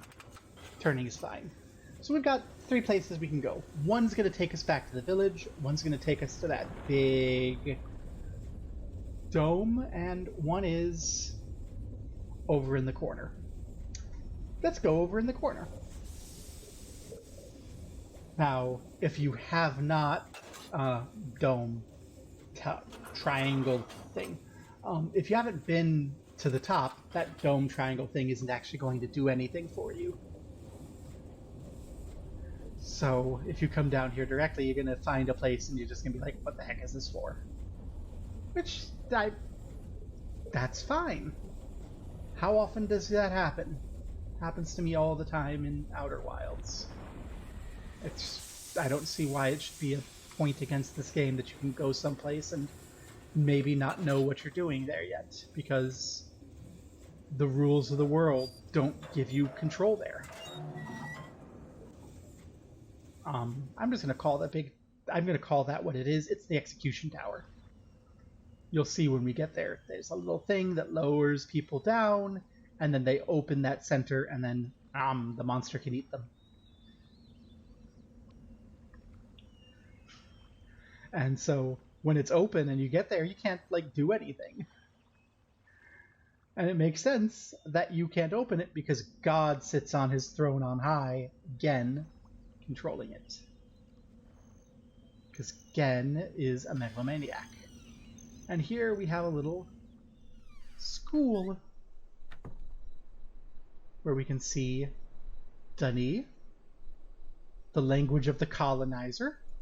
You can see all the Dunny alphabet. And we can see this looks like that dome in the first island, on the Gold Dome Island.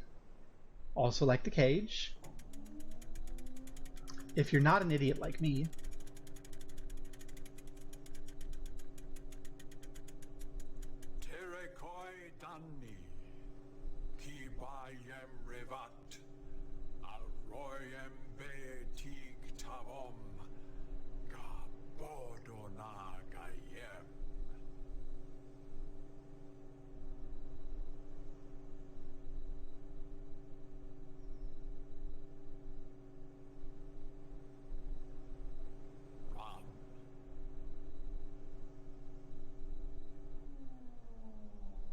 now I saw that there's people in chat earlier.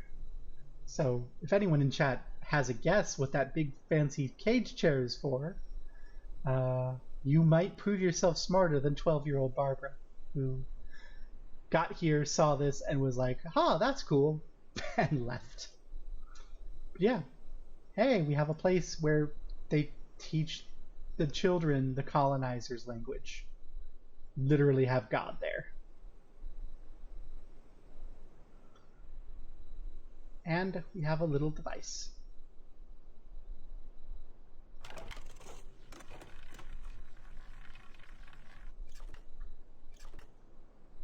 Three, 4, 5. That symbol's 5.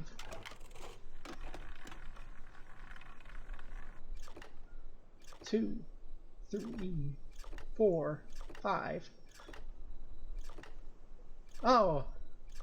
No, this is not my first time in Riven. I am just now seeing that there's actually stuff in chat because it was being hidden by a window. Hi, Fart Bubbler and Rogue. Gosh, good 30 minutes past Rogue. Yeah. 10, 5, and then you have 1, 2, 3. We know how this works. But this is how you learn the numbers. It can actually throw you for a loop. Oh, that one is... that 19 or 20? I am very hot. Yeah, so there we have a 5 and a 4, so a 9.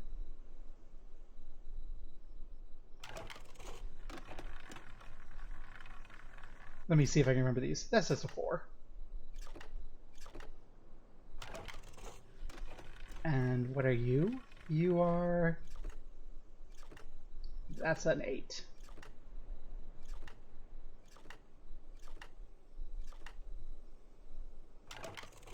A 5 and a 3, and then this one's gonna give us 5 and a 2, 7.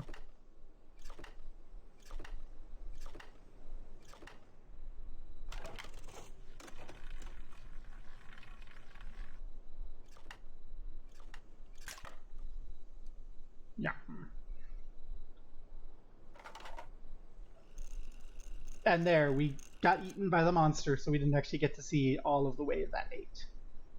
And Rogue is right about the 0 to 24 technically. Which got covered up by my VTube avatar, so I didn't notice it. I'm so sorry, Rogue. About half an hour ago, probably when I was talking about this being a base 25 system, Rogue pointed 0 to 25 is your thing, which, yeah, base 10 goes 0 to 9. But yeah, this is not my first time in Riven. I'm sorry I didn't catch that message. I feel so bad. I've been playing this game since it came out. I know this game very, very well. I don't remember how to read Denis anymore, though. I did as a teenager know how to read Denis.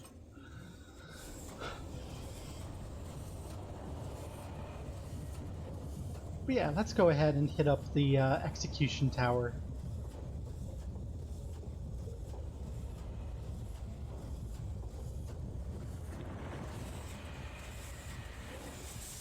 Get the lovely invitation to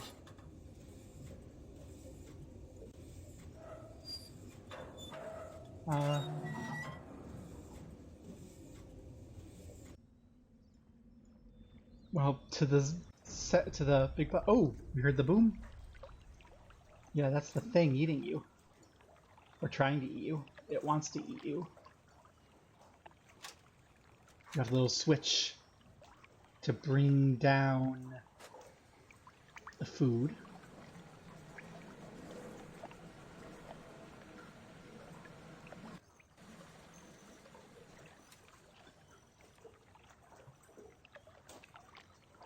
And there, if you're tied to your feet there, your head's going to be in the water where the monster can get you. But since things are closed, we can just ride this right back up.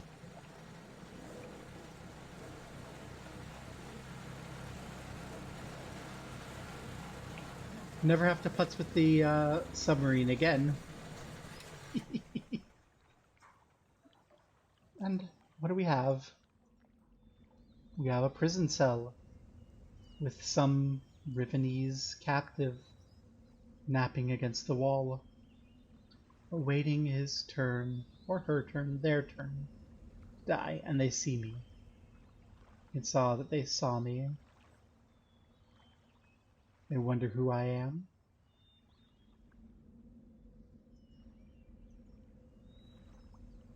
And the walkway continues to a ladder. But we're not going to be like 12-year-old Barbara was and ignore the other direction with the lever.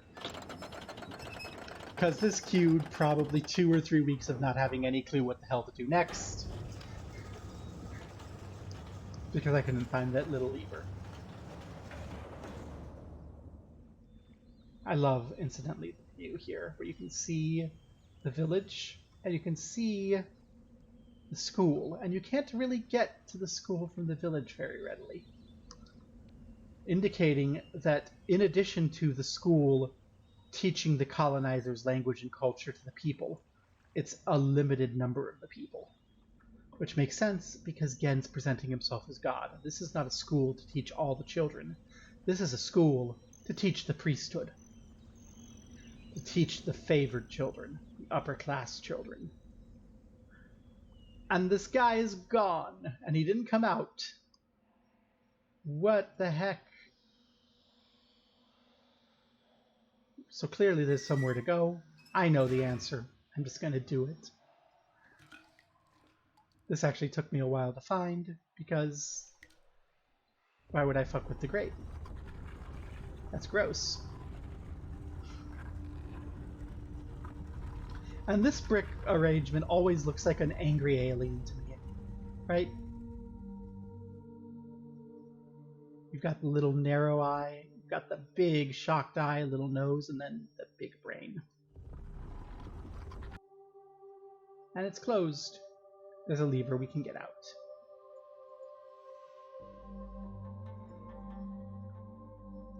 And we come down the other end through the dark hall, and it's just water. So the guy escaped and jumped in the water. But hey, light.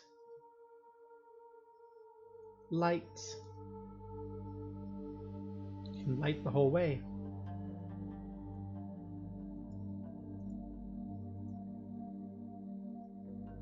You don't need to go all the way back, but you can. And we see somewhere to go in the middle.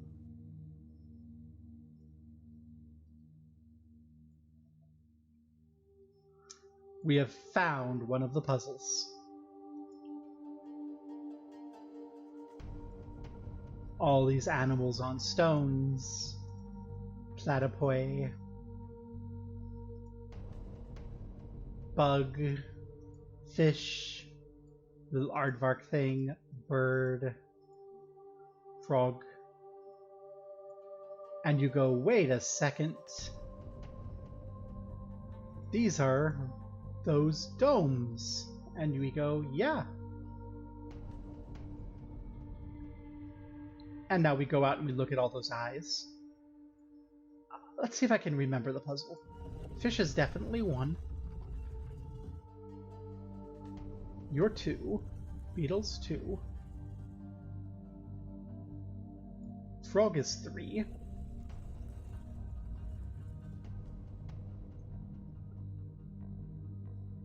Platypus is 4, because we close with warg, which is right in front of us. We haven't met a warg yet, so you couldn't have solved this puzzle yet. But I'm just gonna do it.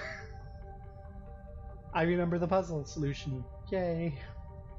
But the way you'd solve this is you'd take those numbers, you'd go to those eyes, and you'd go, eye number 1 is the fish.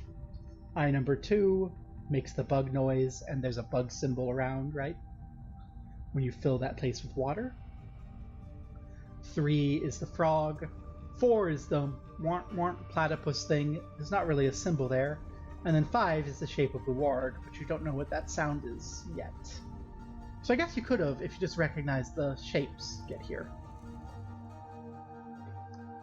But yeah, we've just barreled through and by memory solved one of the 2 puzzles of the game.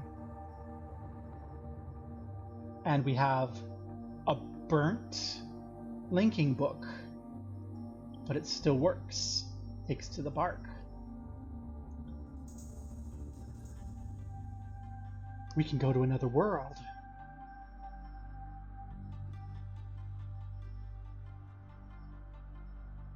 Let's do it.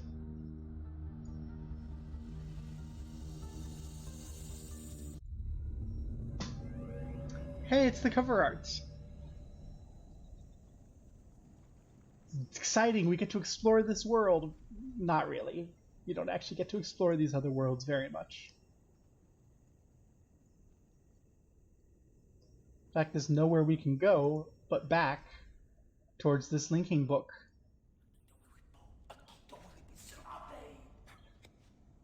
Hey, that was the dude that was in the prison.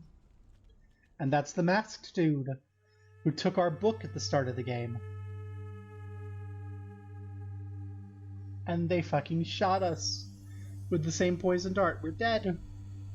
Just like the other guy.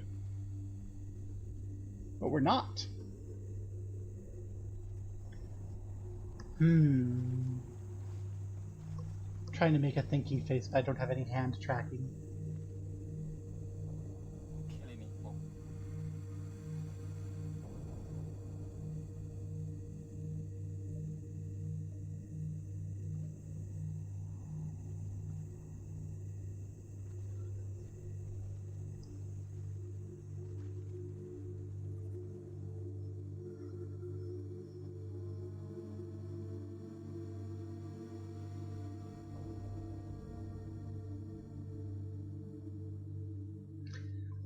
I'm supposed to start Nancy Drew about now, but I'm not going to play Nancy Drew today. I'm not in... It's so damned hot. I don't want to brain on something I don't know already. So we're gonna just keep pushing through here. Yay, a prison. You can see that little door, so we're up in that big hive. We have a bowl. No water. Guess that's our chamber pot. We can see the hive. So this is another village, and it's that same sort of pattern, but these are bigger houses.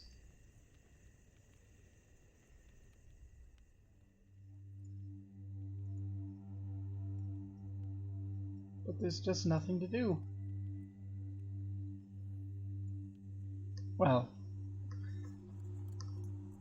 there is something to do, it turns out. The something to do is to wander around until someone comes to visit.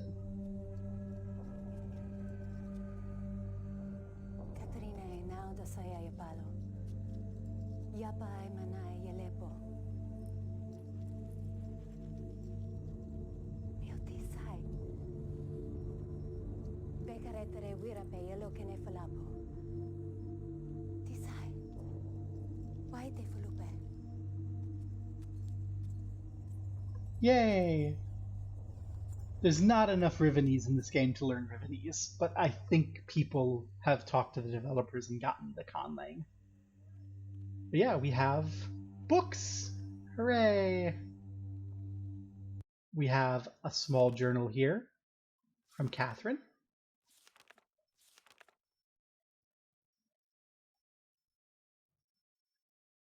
Nilak will return your book which the moiety interrupted your arrival. It's hard for me to read her handwriting. But yeah, essentially, this is Catherine's journal about coming to Riven, her home, to help take care of things. She's in a prison. The moiety can visit her. She's like, this is a prison book. Give it back. And so they can. Talking about Atris and her trapping Gen. Talking about coming back and organizing the moiety to oppose Gen. Because Catherine is Rivenese, if it's not clear. Atris is Dunny, Catherine is Rivenese. And so she knows that they're not gods. You have the map of the islands. Lots of little things. Our ice cream cone needs power and a code. So let's get these codes written down, shall we? So ice cream cone here. Well, let's see.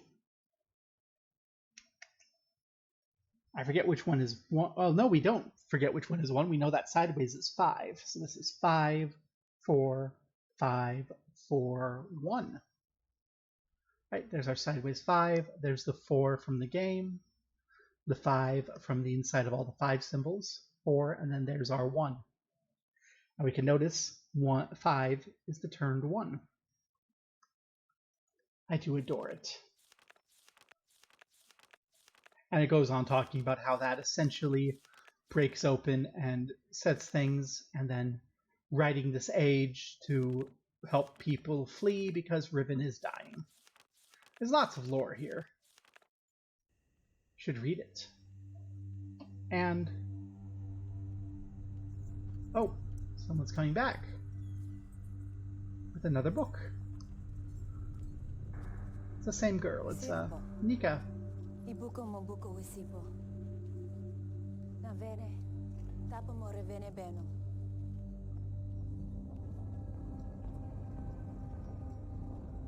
Now, Katerina ne. Wisifa polo ya sepe yai.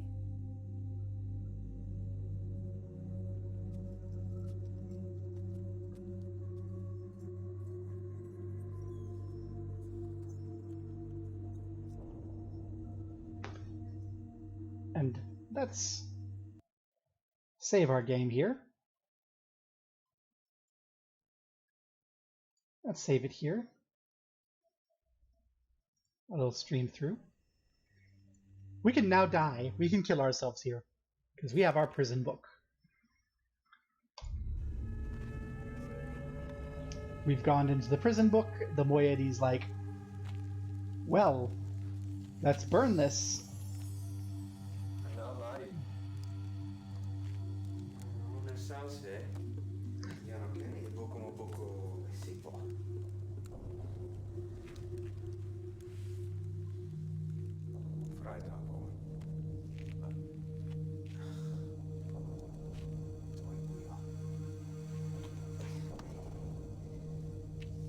We can kill ourselves a couple of ways here.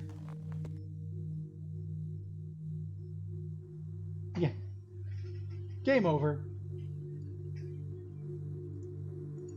Oh, we can't actually skip this credits. How nice. But yeah. You kind of have to be dumb to die in this game. Like, we know that that's a prison book, or maybe we've forgotten. then it's not quite so dumb. We know that's a prison book. We know that that's a way to get sealed. So we seal in, and they're like, no, don't fuck with it. And then we're dead. Neela. It's not Nika, it's Neela.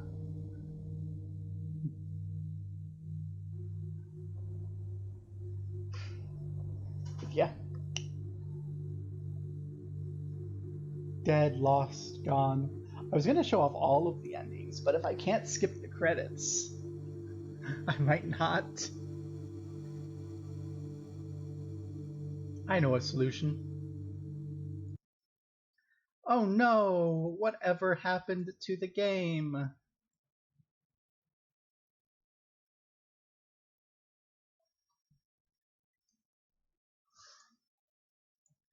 There we go.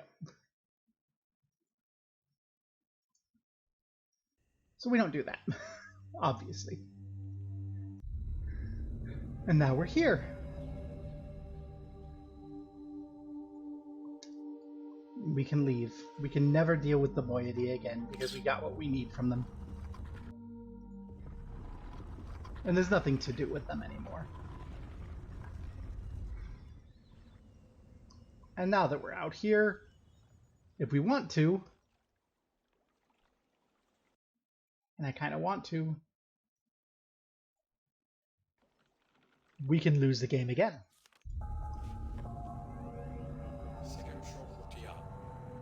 Hey, the guard's not dead. It's the guard.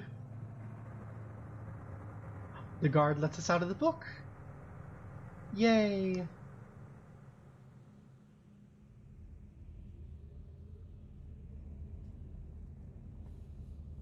Hi again.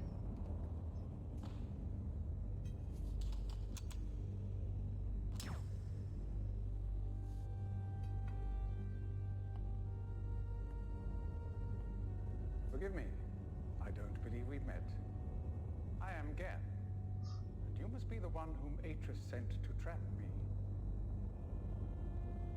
I don't know where you got the brilliant idea to trap yourself in the book, but I must tell you that I am quite disappointed that it is you and not Atris who must now pay the price for this foolishness. My one wish before I die would be to see him finally assume some responsibility for his actions. Perhaps it will happen one day. In the meantime, you have my sympathies.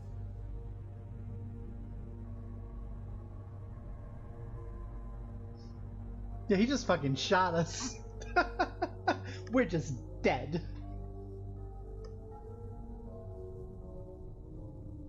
And I don't want to sit through the credits, so...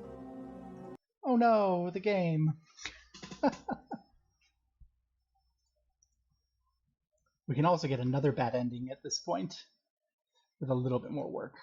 I will probably forget to show it off by the time we get there.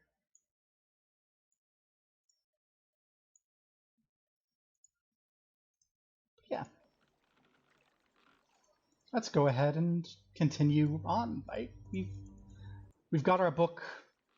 So now we're back on mission. We're back where we wanted to be at the start. Find Gen, trap Gen, rescue Catherine, signal Atris.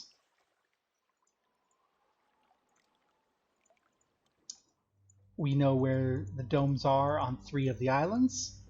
Let's go find the dome on the last island.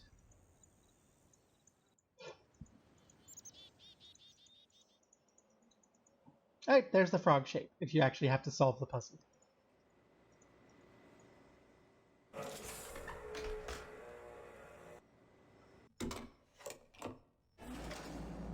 We're going to actually have to solve the fire marble puzzle because I don't remember the solution.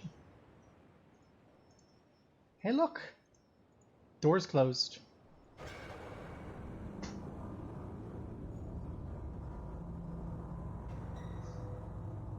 Did you figure out the chair from earlier yet, chat? 12-year-old Barbara had an oh shit moment at this because she just seen the education room and here and gone, oh, I know what's causing that. And hey, the door's closed behind me. That door didn't normally close. Rush. Gen's gone. But now we know we can broadcast ourselves to that downstairs room. Does nothing. We know Gen was here, and we know there's another way out. Gen was here, in that room, broadcasting.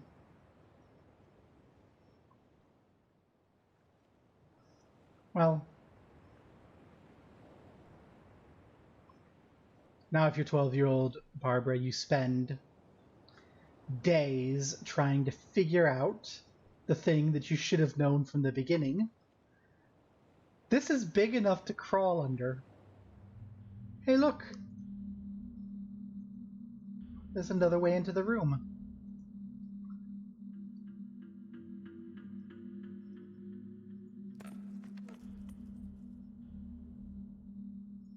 I wonder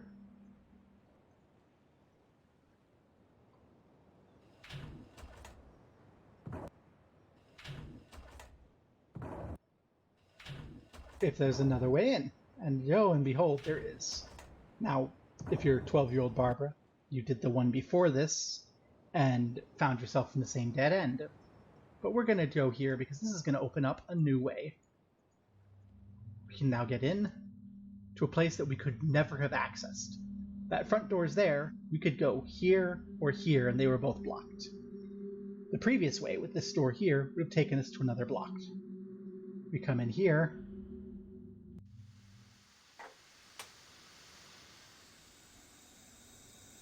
We can send power to the ice cream cone. We got a switch we can flick. Sound we can't skip. And then if we hit this button twice, it's going to bring us around. Because it's sideways. We can't skip the sounds, we just have to wait.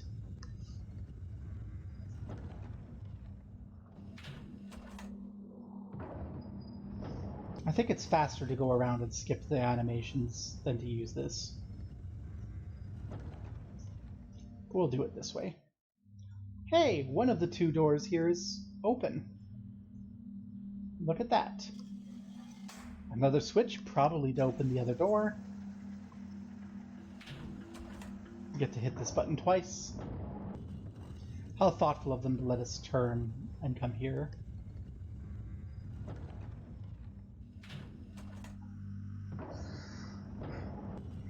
So we don't have to wait for the opening noise.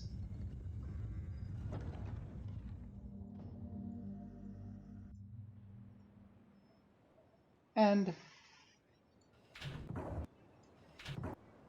we can skip.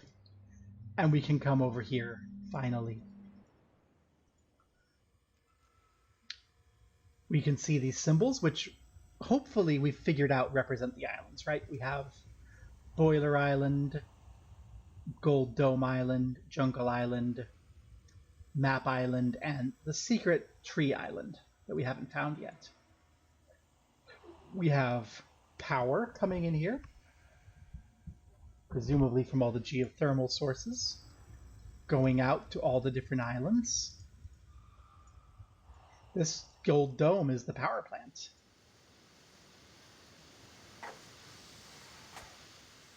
We redirect the steam to the bridge.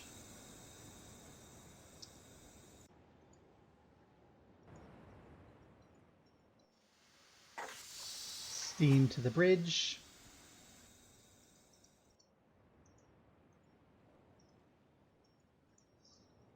Nothing to do here.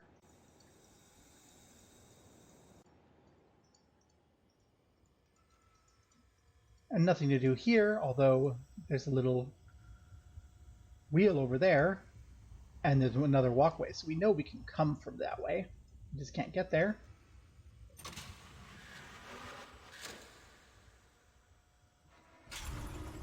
And we can raise that bridge, which traps us, so we're not going to do that right now.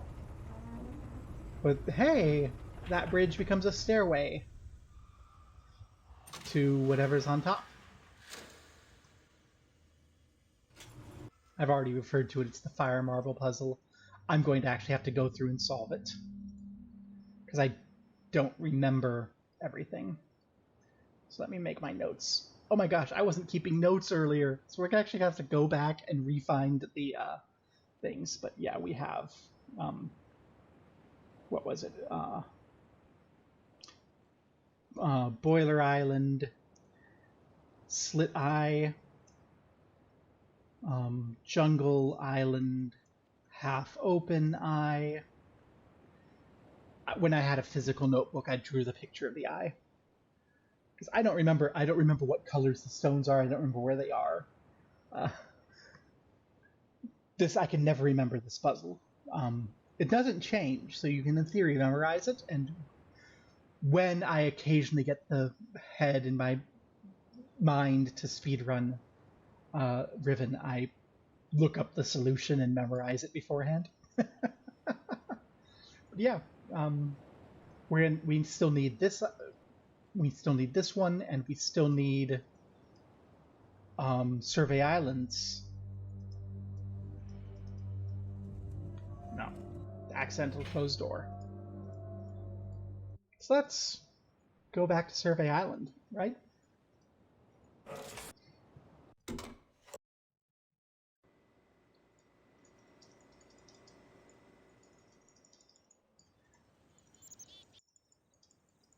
Oh, I am wasting time, not clicking very well. Run is already dead.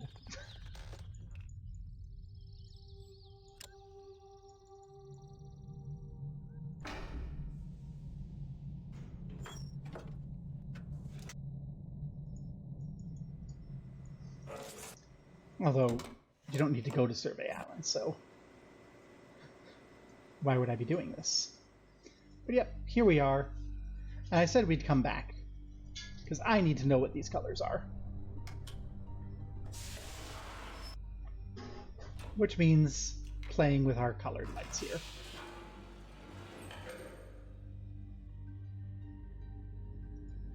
We have our eyes, so let me go ahead and make my notes here. Is something wrong, Han Rex? Okay. So we have our closed eye.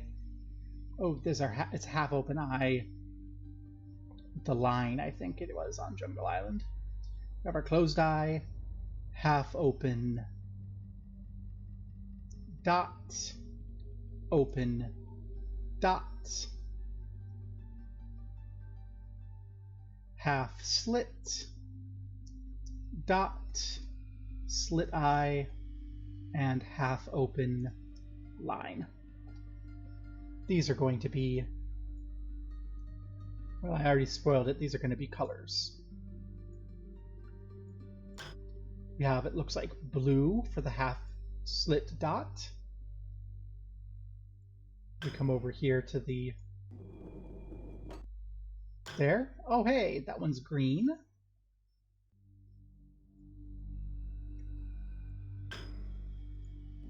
The half open dot eye is yellow.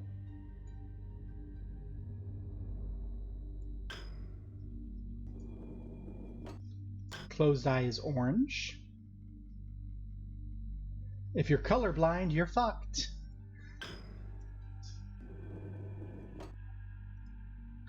Our half open slit. Ooh, red.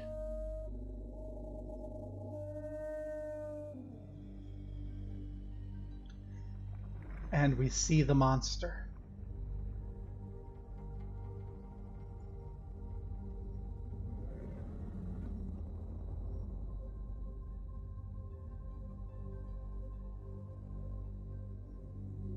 So majestic.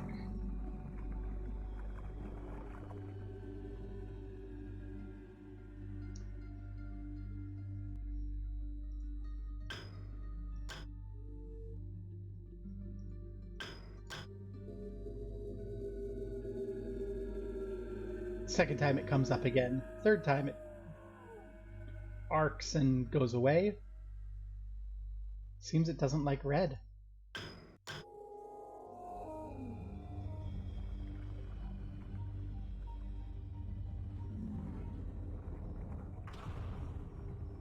And it tries to fuck with you. Yeah, that's all the fucking with the monster that there is. And then we have our slit eye.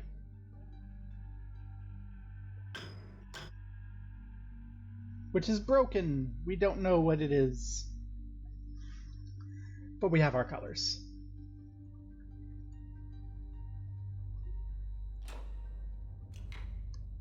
And now I'm gonna have to go back upstairs because I forgot to make note of where all the little bits are.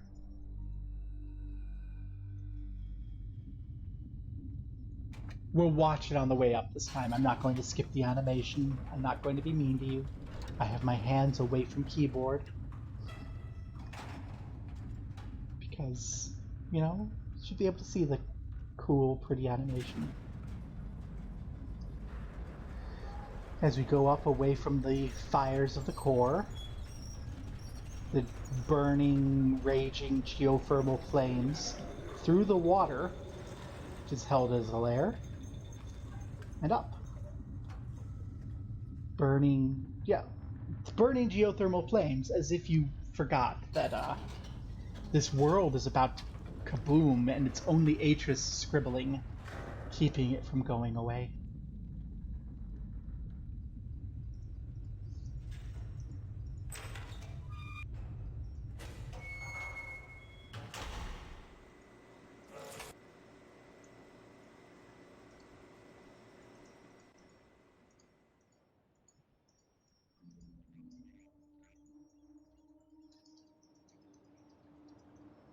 Oh, too far.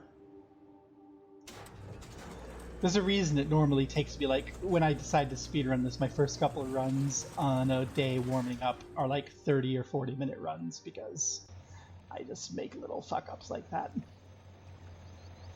Alright, let's look for the gold. So here, the gold is the closed eye.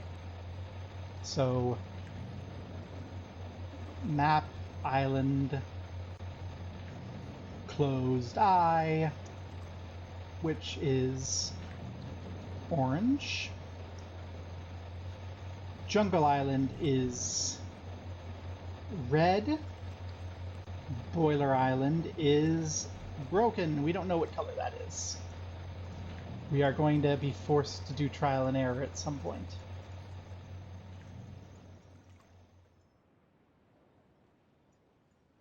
Because spoiler, we can't actually get to Catherine's Island either. So, Catherine's Island, unknown, 2,5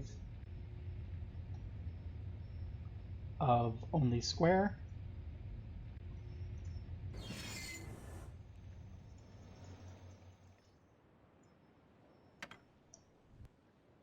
We've got our Dome Island here.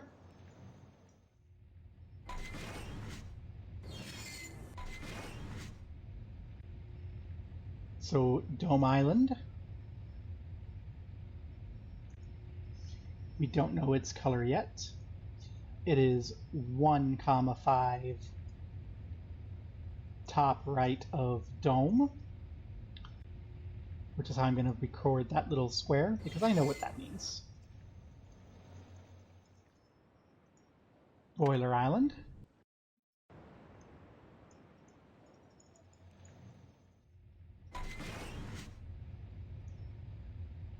Is 2,2 of top left, because we have the indentation. I'm actually solving this because I have to make note because I don't remember. Survey Island, it's over here. 1, 4, right? 1, 2, 3, 4, yeah. From Map Island, 1, 4 of Nub.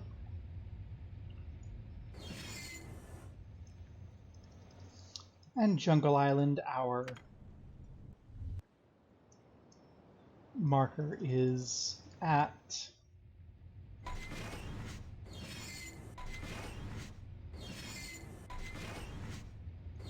somewhere. There we go. It's on this nub. 1, 2, 3, 4. 1, 2, 3, 4. 4, comma 4. Yeah. 4, comma 4. Bottom of nub. Okay.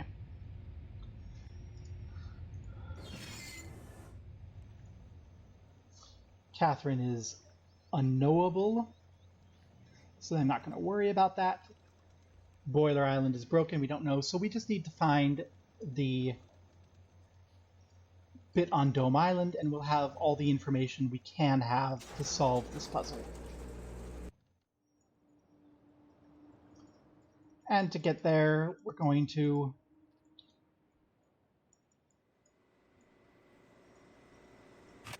go back to the Boiler Island, because we couldn't walk across that bridge before because it didn't have power. Now it has power.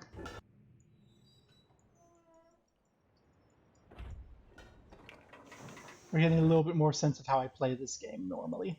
Hey, we're back here. I'm going to bring that up so that we can get to the top later. I should slow down so you can see, because this is a new place. Button to bring up the path.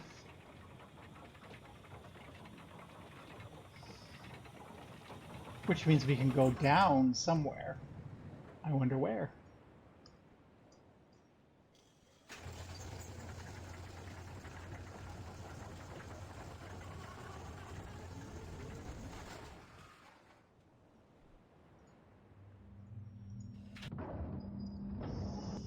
One.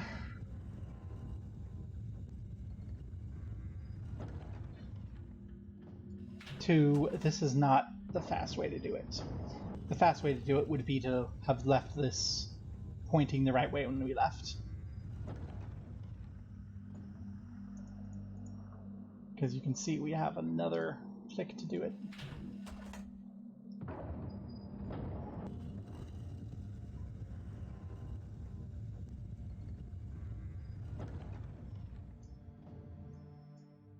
Huzzah!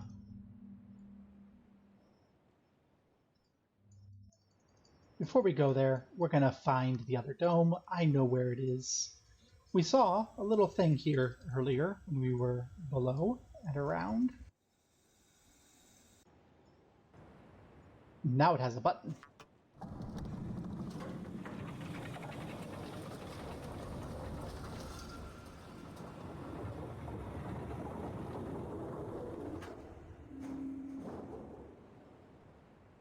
You see how this entire game, everything was just kind of, yep, it's there, and now it's all coming together. And a lot of it's lore, a lot of it's not super important. But here we have our last dome, and it's the open eye.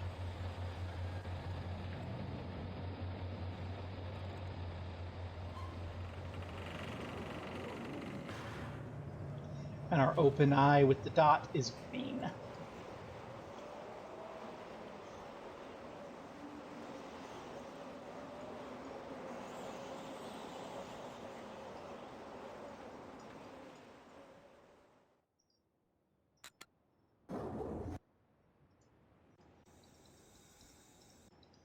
So now we have everything that we could use to solve the little puzzle. And so we're going to do it. Just come on back around. Bring our door to where we can go up.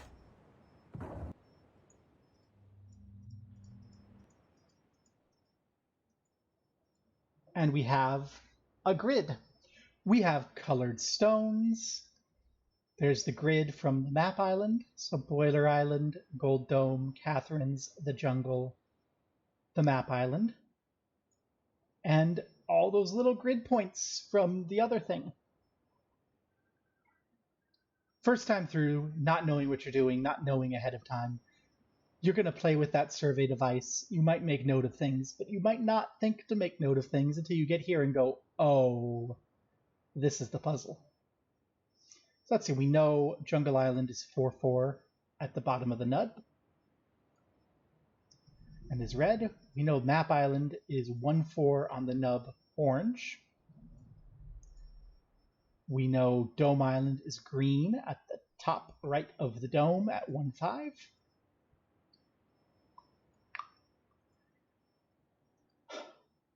We have a blue and a purple.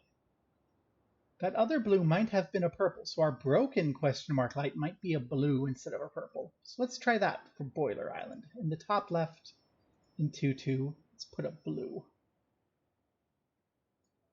which leaves us a yellow and a purple. Or Catherine's Island, 2-5. These two we don't know.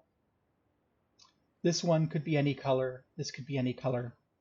We're going to try to see if maybe the blue we saw was a purple being shifted by colors. I don't actually remember. We'll find out right here. As we lower everything down and see if everything activates right.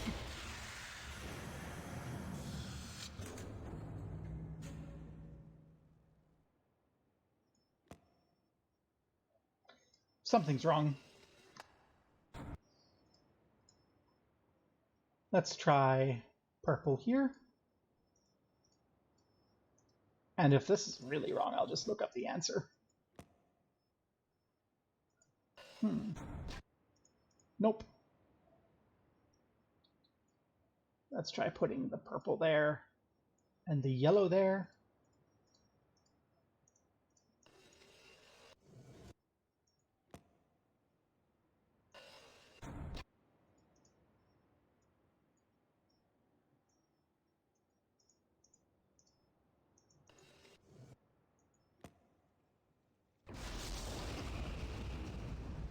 There we go. We had a few potentialities, right? We had 2 slots, we had 3 stones. So we had 1, 2, 3 by 2, 6 potential choices. But we've done it. Yay!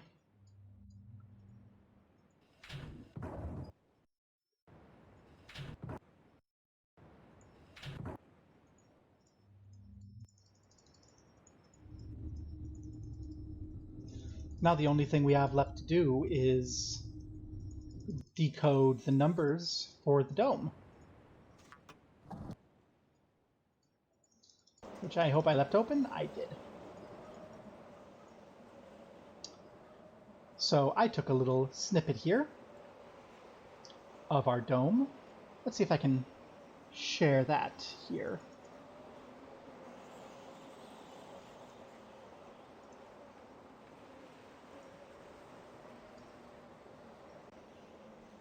So there's our code. And let's just write out our numbers here. So we remember that. That's 3. We have here a 5 and a 1, so that's 6. We have here a 2 turned sideways, so a 10 and a 1. 3 turned sideways, so a 15 and a 4. And a 4 turned sideways and a 4, so that's a 24. Right, 5, 10, 15, 20. 5, 10, 15, 20. Sensible, right? Makes sense. Well, taking those numbers and moving them over here to block my chat entirely, let's go ahead and do these. So we have 21, 2, 3, 4, 2019, 11, 6, and 3.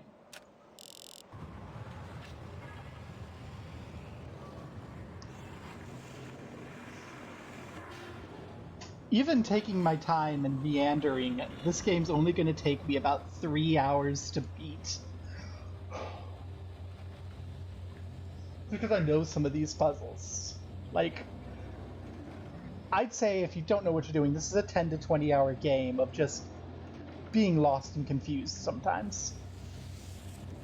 But hey, look! Gen's World.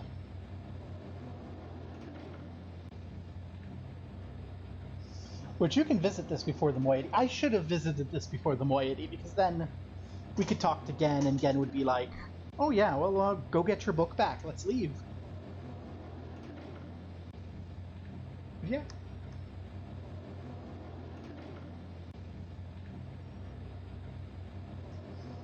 Let's go in.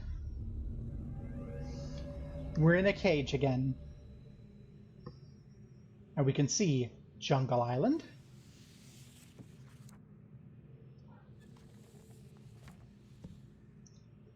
Unpowered. Survey Island. Boiler Island. Dome Island. Catherine's Island.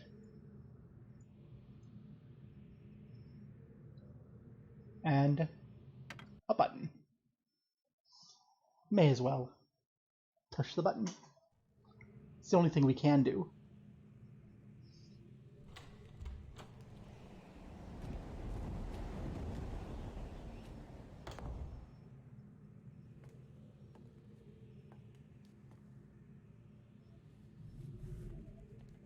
I apologize for the cage.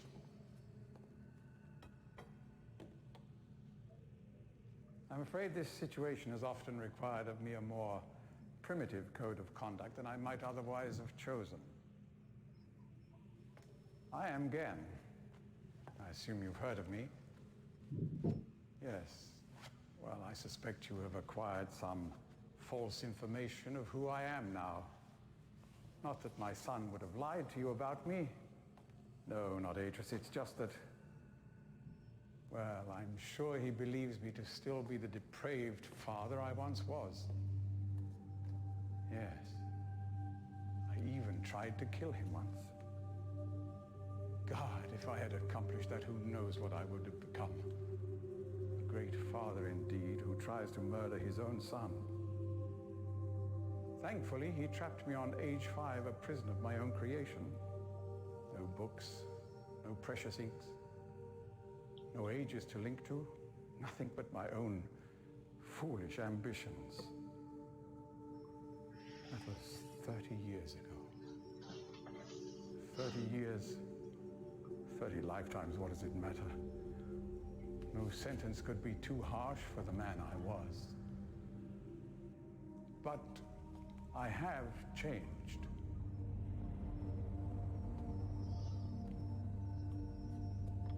To be sure, the deeds of my past can never be completely atoned for, but my mission was an honorable one.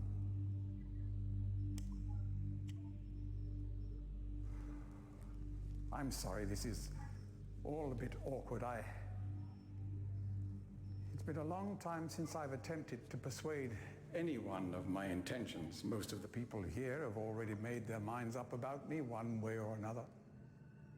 I myself do not trust the words of most men, so I don't expect you to believe me. In the end, though, you may discover that I do have more than mere words to offer.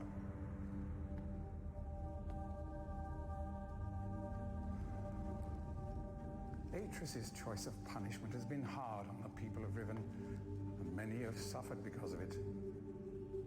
The island has been steadily decaying for years, but according to my most recent measurements, it appears that the 5th age has entered its final days. Unless the villagers can be relocated soon, the island will collapse entirely and everyone will perish. It has taken me a long time to do it, but it appears that finally I'll be able to make some substantial amends to my past transgressions, especially in, well, I'm afraid I've had some trouble with Catherine and the moiety. In any society, there will always be a small percentage of the population with rebellious tendencies. If before Catherine appeared, the moiety, as they call themselves, had been relatively harmless. I forgot to turn off the The puzzle natives here are a fairly writing. violent Whoops. people by nature, but I'd almost Thank you come for to letting me know. accept their presence. It seemed inevitable under the circumstances. Upon Catherine's return, however, their violence intensified considerably. It seems she's become some sort of religious savior to them. And as far as I can tell, she's come to believe this herself. So I've had no alternative. I had to separate her from her people. I must admit, though, that my concerns were not entirely for her safety alone. The actions of Catherine and the moiety have put my own life at risk on numerous occasions. Oh, this has been my favorite game for 20 the years. lives of all the people here. Therefore, I I must adore ask this you to game. refrain from any attempt to free her. Although I'm sure Atreus desires it. Indeed, he must desire it with all his heart. But he is completely unaware of her recent state.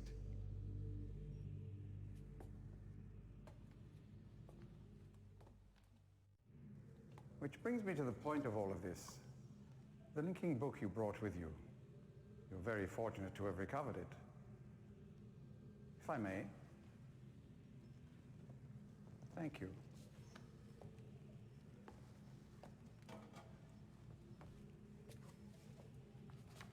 Abduction is pretty good. I love this little blip here. I love this little blip where they're going, Gen knows books. Gen is suspicious. Vanishing of Ethan Carter is also good.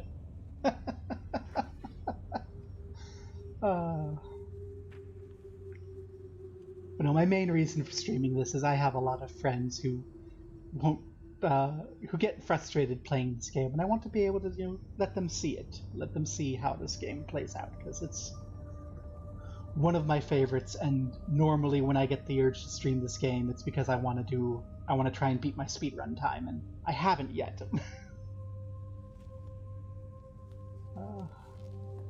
Someday I'll figure out Galloping. Perhaps it would be best if you went through first. Of course. If you don't, he shoots you. Again. But we've already had him shoot us. I'm not going to get all the bad endings. Folk who want to figure out all the bad endings can go do that themselves. And you can see him here, ready to just shoot us on the other end. He's got his gun ready.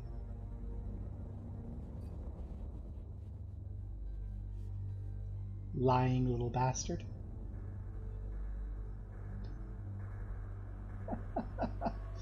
I love to hate Gen so much. I've loved to hate Gen since middle school.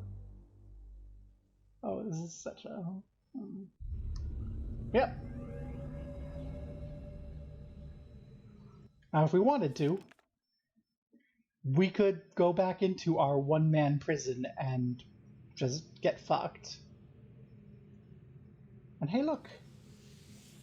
We have an unfinished book. I just love, because we can still see all the details. Gen's got an unfinished book. He's got his little pipe. We've seen these before but didn't know what they were. He's a smoker.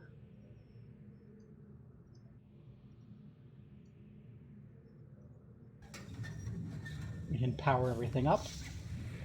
We'll need it powered. And we have a little bedroom. This is going to have... Oh, hey, we have another video bit.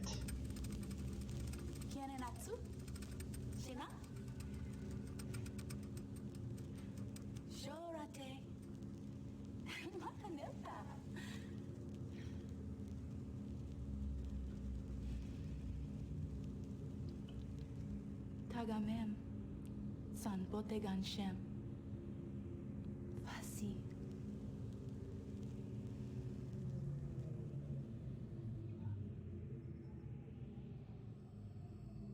If I remember correctly, that's Gen's wife, who's passed away a long time ago now. So we have this humanizing moment with Gen. Of course, when Gen was talking earlier, we knew he was full of shit because we've read Catherine's journal, or read. I didn't actually read it, but you can. And another journal we can read is Gen's journal. And, I mean, it's all just lore and information again. We can see how Gen views himself as the hero of his story, maligned. He is such a narcissist. Talking through just, damn these savages. Fuck you, colonizer.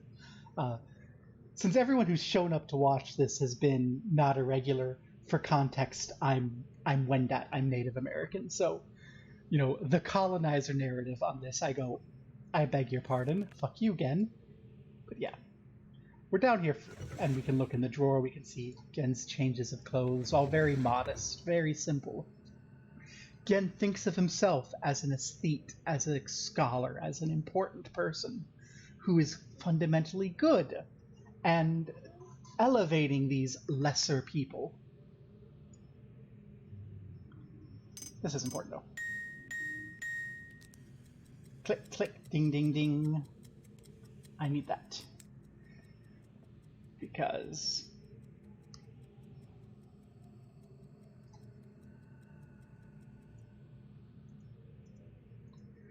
this is one of the 3 randomized codes in the game that you actually have to get.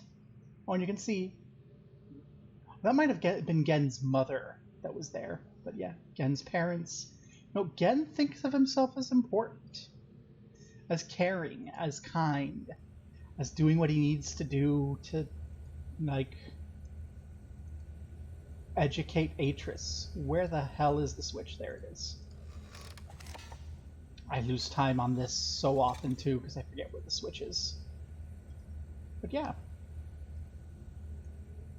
We can finally go to the last island that we haven't been to. Catherine's Island. Hand away from keyboard to not skip by instinct because I'm so instinctively used to skipping these. Not that there's much to see there. And we can leave. And if we wanted to, we could get the confirmation of the color of this island, but we don't need it.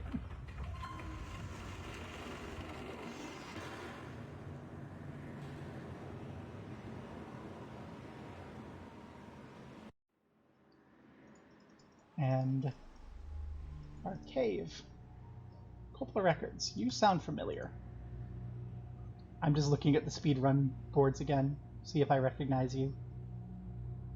No, I don't. God, it's irritating me so much, the 2 new big... Oh, I didn't play with the water in the sink. I forgot about the water in the sink. Oh well. I'm getting the urge to try to beat my time again, though, because the two new actually good times by the people who know how to gallop, which one of these years I'll take the time to learn to gallop. They both came after I got my 22, and I was proud of my 22. Yeah, let's go through click, click, ding, ding, ding. I forget which click it was.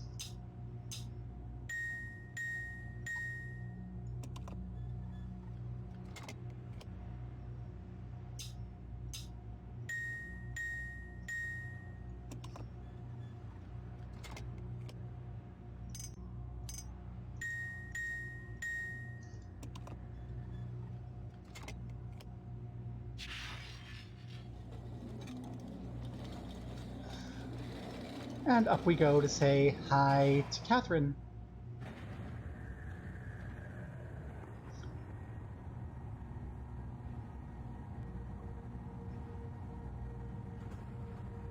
If we hadn't gone to the moiety first, we could have talked to Catherine before capturing Gen, talked to Gen, gotten a mission from Gen to get our book back.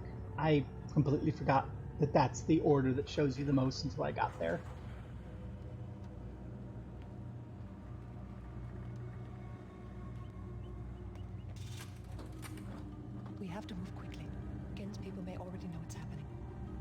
Once we're back with the moiety, we'll have time to regroup.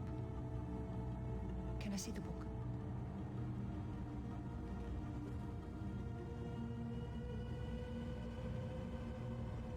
You did it.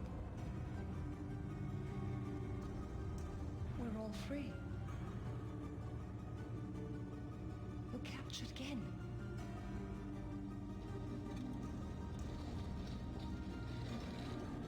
But there still is followers. I'm not sure what I'll do once I realize he's gone. I'll have to get the villagers to safety as soon as possible. You go back to the Temple Island and reopen the fissure. I know it's risky, but it's the only way to signal Atris. I'll try to make it back there as soon as I can, but don't wait for me. Don't forget, the portal combination's in my journal.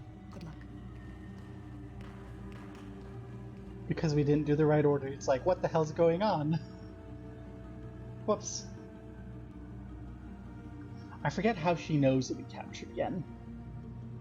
I'm pretty sure it's a case of we talk to Catherine, she's like, you need to capture Gen, don't come back, and then we come back, and she's like, you got Gen, yay!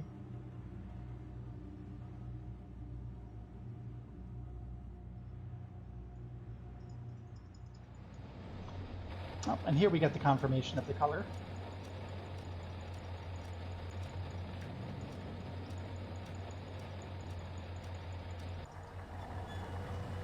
It's going to be our half-open slit eye, which is blue, as we know. And here's our number again. Let me pull it up. 24, 19, 11, 63.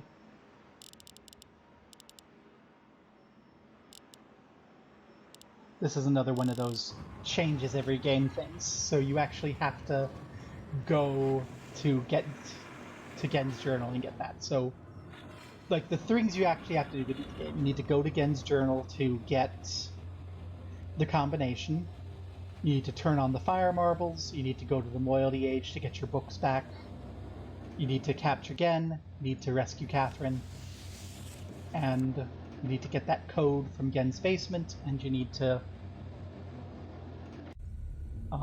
get the code from Catherine's journal. It's actually very little you need to actually beat this game once you know what you're doing.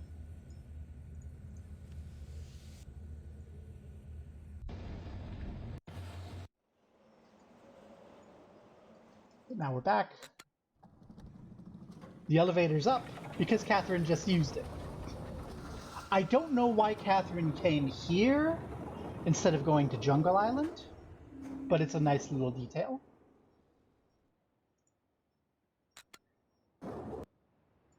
And as we go around,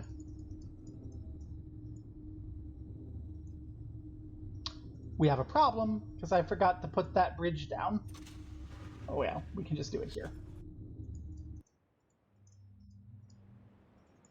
And we go back to the ice cream cone, which is our signal.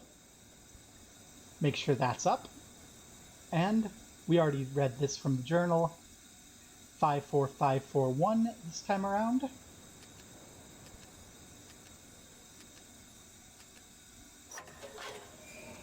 We can open our way into the starry expanse, look and see stars, and signal with our ice cream cone. How do we signal?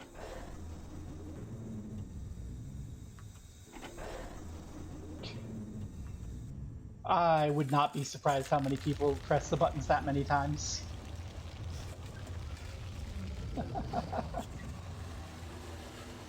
And yay! We've destroyed the world and won the game. I forget when time is. But in any case, even trying to be slow and explain my thoughts and what's going on and how I figure out things, and having completely forgotten the fire marble puzzle, this still only took me 3 hours to beat. It's so embarrassing that it took me like a year when I was a kid. Oh my gosh. There isn't much time. Where's Catherine? Where's the book? Atris! I don't... Yay. Lovey-dovey moment.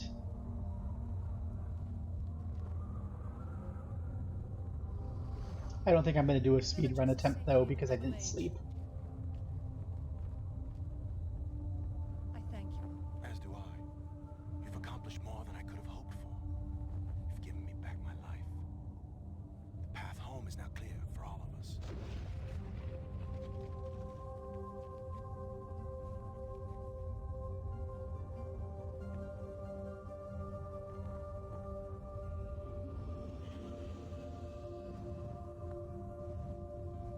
This is where our paths must part.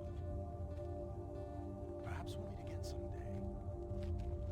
You know where to find me.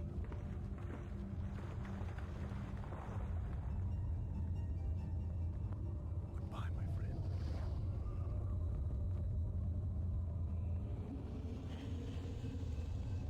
And there's the explanation of how we get to Miss 3, because he dropped the book in the fissure. And we go in the fissure. And now we suffocate and die in the deep void of space, except we don't, because, you know, this is a fantasy story, so of course we can breathe in space.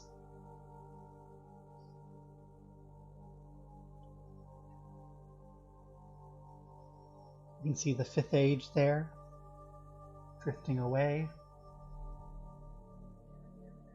Now I understand. Endings and beginnings are within the fissure. That riven cleft of stars that access both a wall and a bridge. And though I am unable to understand how, the very flow of stars that brought my mist book into worthy hands, I am sure served as a safe passage home for my friend. The age of Riven is closed forever, but the people of Riven are free. And now I am at rest, understanding that in books and ages and life, the ending can never truly be written. Aww. That's right, the ending of the book is never written. Because fan fiction. Oh my gosh, we're only 40 minutes late to when I was supposed to start Nancy Drew. Again, I'm not doing Nancy Drew today. It's like already 40 Celsius. And it's only like 8 a.m. Blech. But yeah. For anyone... Well, the people I want to see this are not here because they're all asleep, because they have the luxury of being able to stay up all night and do things at night, which I miss being able to do that. But yeah, here we go. They can have a little 3-hour video where they can see this game, and like not even really a speed run of it, just like here's a little leisurely stroll through Riven. Here's me thinking about things. Here's me resolving one of the 2 big puzzles. I actually intended to solve the Moiety Age puzzle too, but I was just like, I wonder if I remember off the top of my head the solution, and I did. I am in Nebraska. We're having a heat wave. Blech. And I should note, I judge by heat index instead of actual, like, temperature, because when you grow up in Nebraska, you learn heat index tells you how fast you're going to dehydrate, and wind chill tells you how fast you're going to freeze in winter, so you pay attention to those numbers. Nope, I don't measure Celsius like that in Nebraska. I measure Celsius because I'm not an idiot, and Celsius is the correct temperature scale to use. Even though I grew up with Fahrenheit. You can tell that, like, all my friends are European. And that I was, like, trained in sciences, so I just... Celsius is the scale I use. And it's not exactly 40 Celsius. What is the temperature right now? Let me check that so it works. Like right now it's... The heat index is 102, so it's 38 Celsius is the heat index. No, Fahrenheit, you only think that if you're an American. Like, literally everyone else in the world uses Celsius and they just have it intuitive and they know it. Like, 1 through 100 is the temperature people experience, not if you grow up in Celsius. If you grow up in Celsius, you experience, you know, 0 to, you experience like -20 to like 35 or something. And if you grow up in Nebraska, you experience more than 1 through 100 because it can get down to wind chills of -20 or -30 Fahrenheit here. Like, yeah. Well, you are the first German I've ever met to believe that. You are the first person who isn't an American who's had that opinion that I've met. Congratulations. You're wrong. But yeah, it's hot. I'm thirsty. And I've streamed Riven. You're not German, but you, well, that might explain some things. But yeah, no. Fahrenheit is dumb. I don't like Fahrenheit. But it's what everyone reports the weather on here, so you have to know it. In any case, though, I'm done. Beaten the game in a bit over 3 hours. I actually expected it would take longer. I think part of it is I started rushing when I got to the end. I'm like, yep, here we are. Now it's time to just enter everything we learned. But, you know, for the people who aren't here, who are running forward the game in the future, the people I've made the VOD for, peace. And no one gives a shit about how accurate it is for a weather forecast, bro. No one gives a shit. I just said 40 for a 38 degree. 38 and 40, the difference is irrelevant. Like, dude, chill. Doesn't fucking matter. No one cares how exactly precise a weather forecast is, because you just want to know, how much water do I have to take with me when I walk? Which blouse do I wear? You give a crap? Well, good job. I don't give a crap at all. See? I don't give a crap. And I have a very short temper. And you triggered it. Get fucked. No one gives a shit. Peace. And for everyone else in the future, well, I mean, everyone who I'm making this VOD for already knows that I'm the sort of person to go, no, fuck you. Peace. I am a tyrant. And, be gay. Do crime. And again, to be very clear, because, like, shit's expensive, by be gay, do crime, I mean steal dry beans from your grocery store and give them to the, like, hungry family down the street that's having trouble getting by. I am encouraging you to do crime. In Minecraft, as a joke. Please don't arrest me, police. Bye.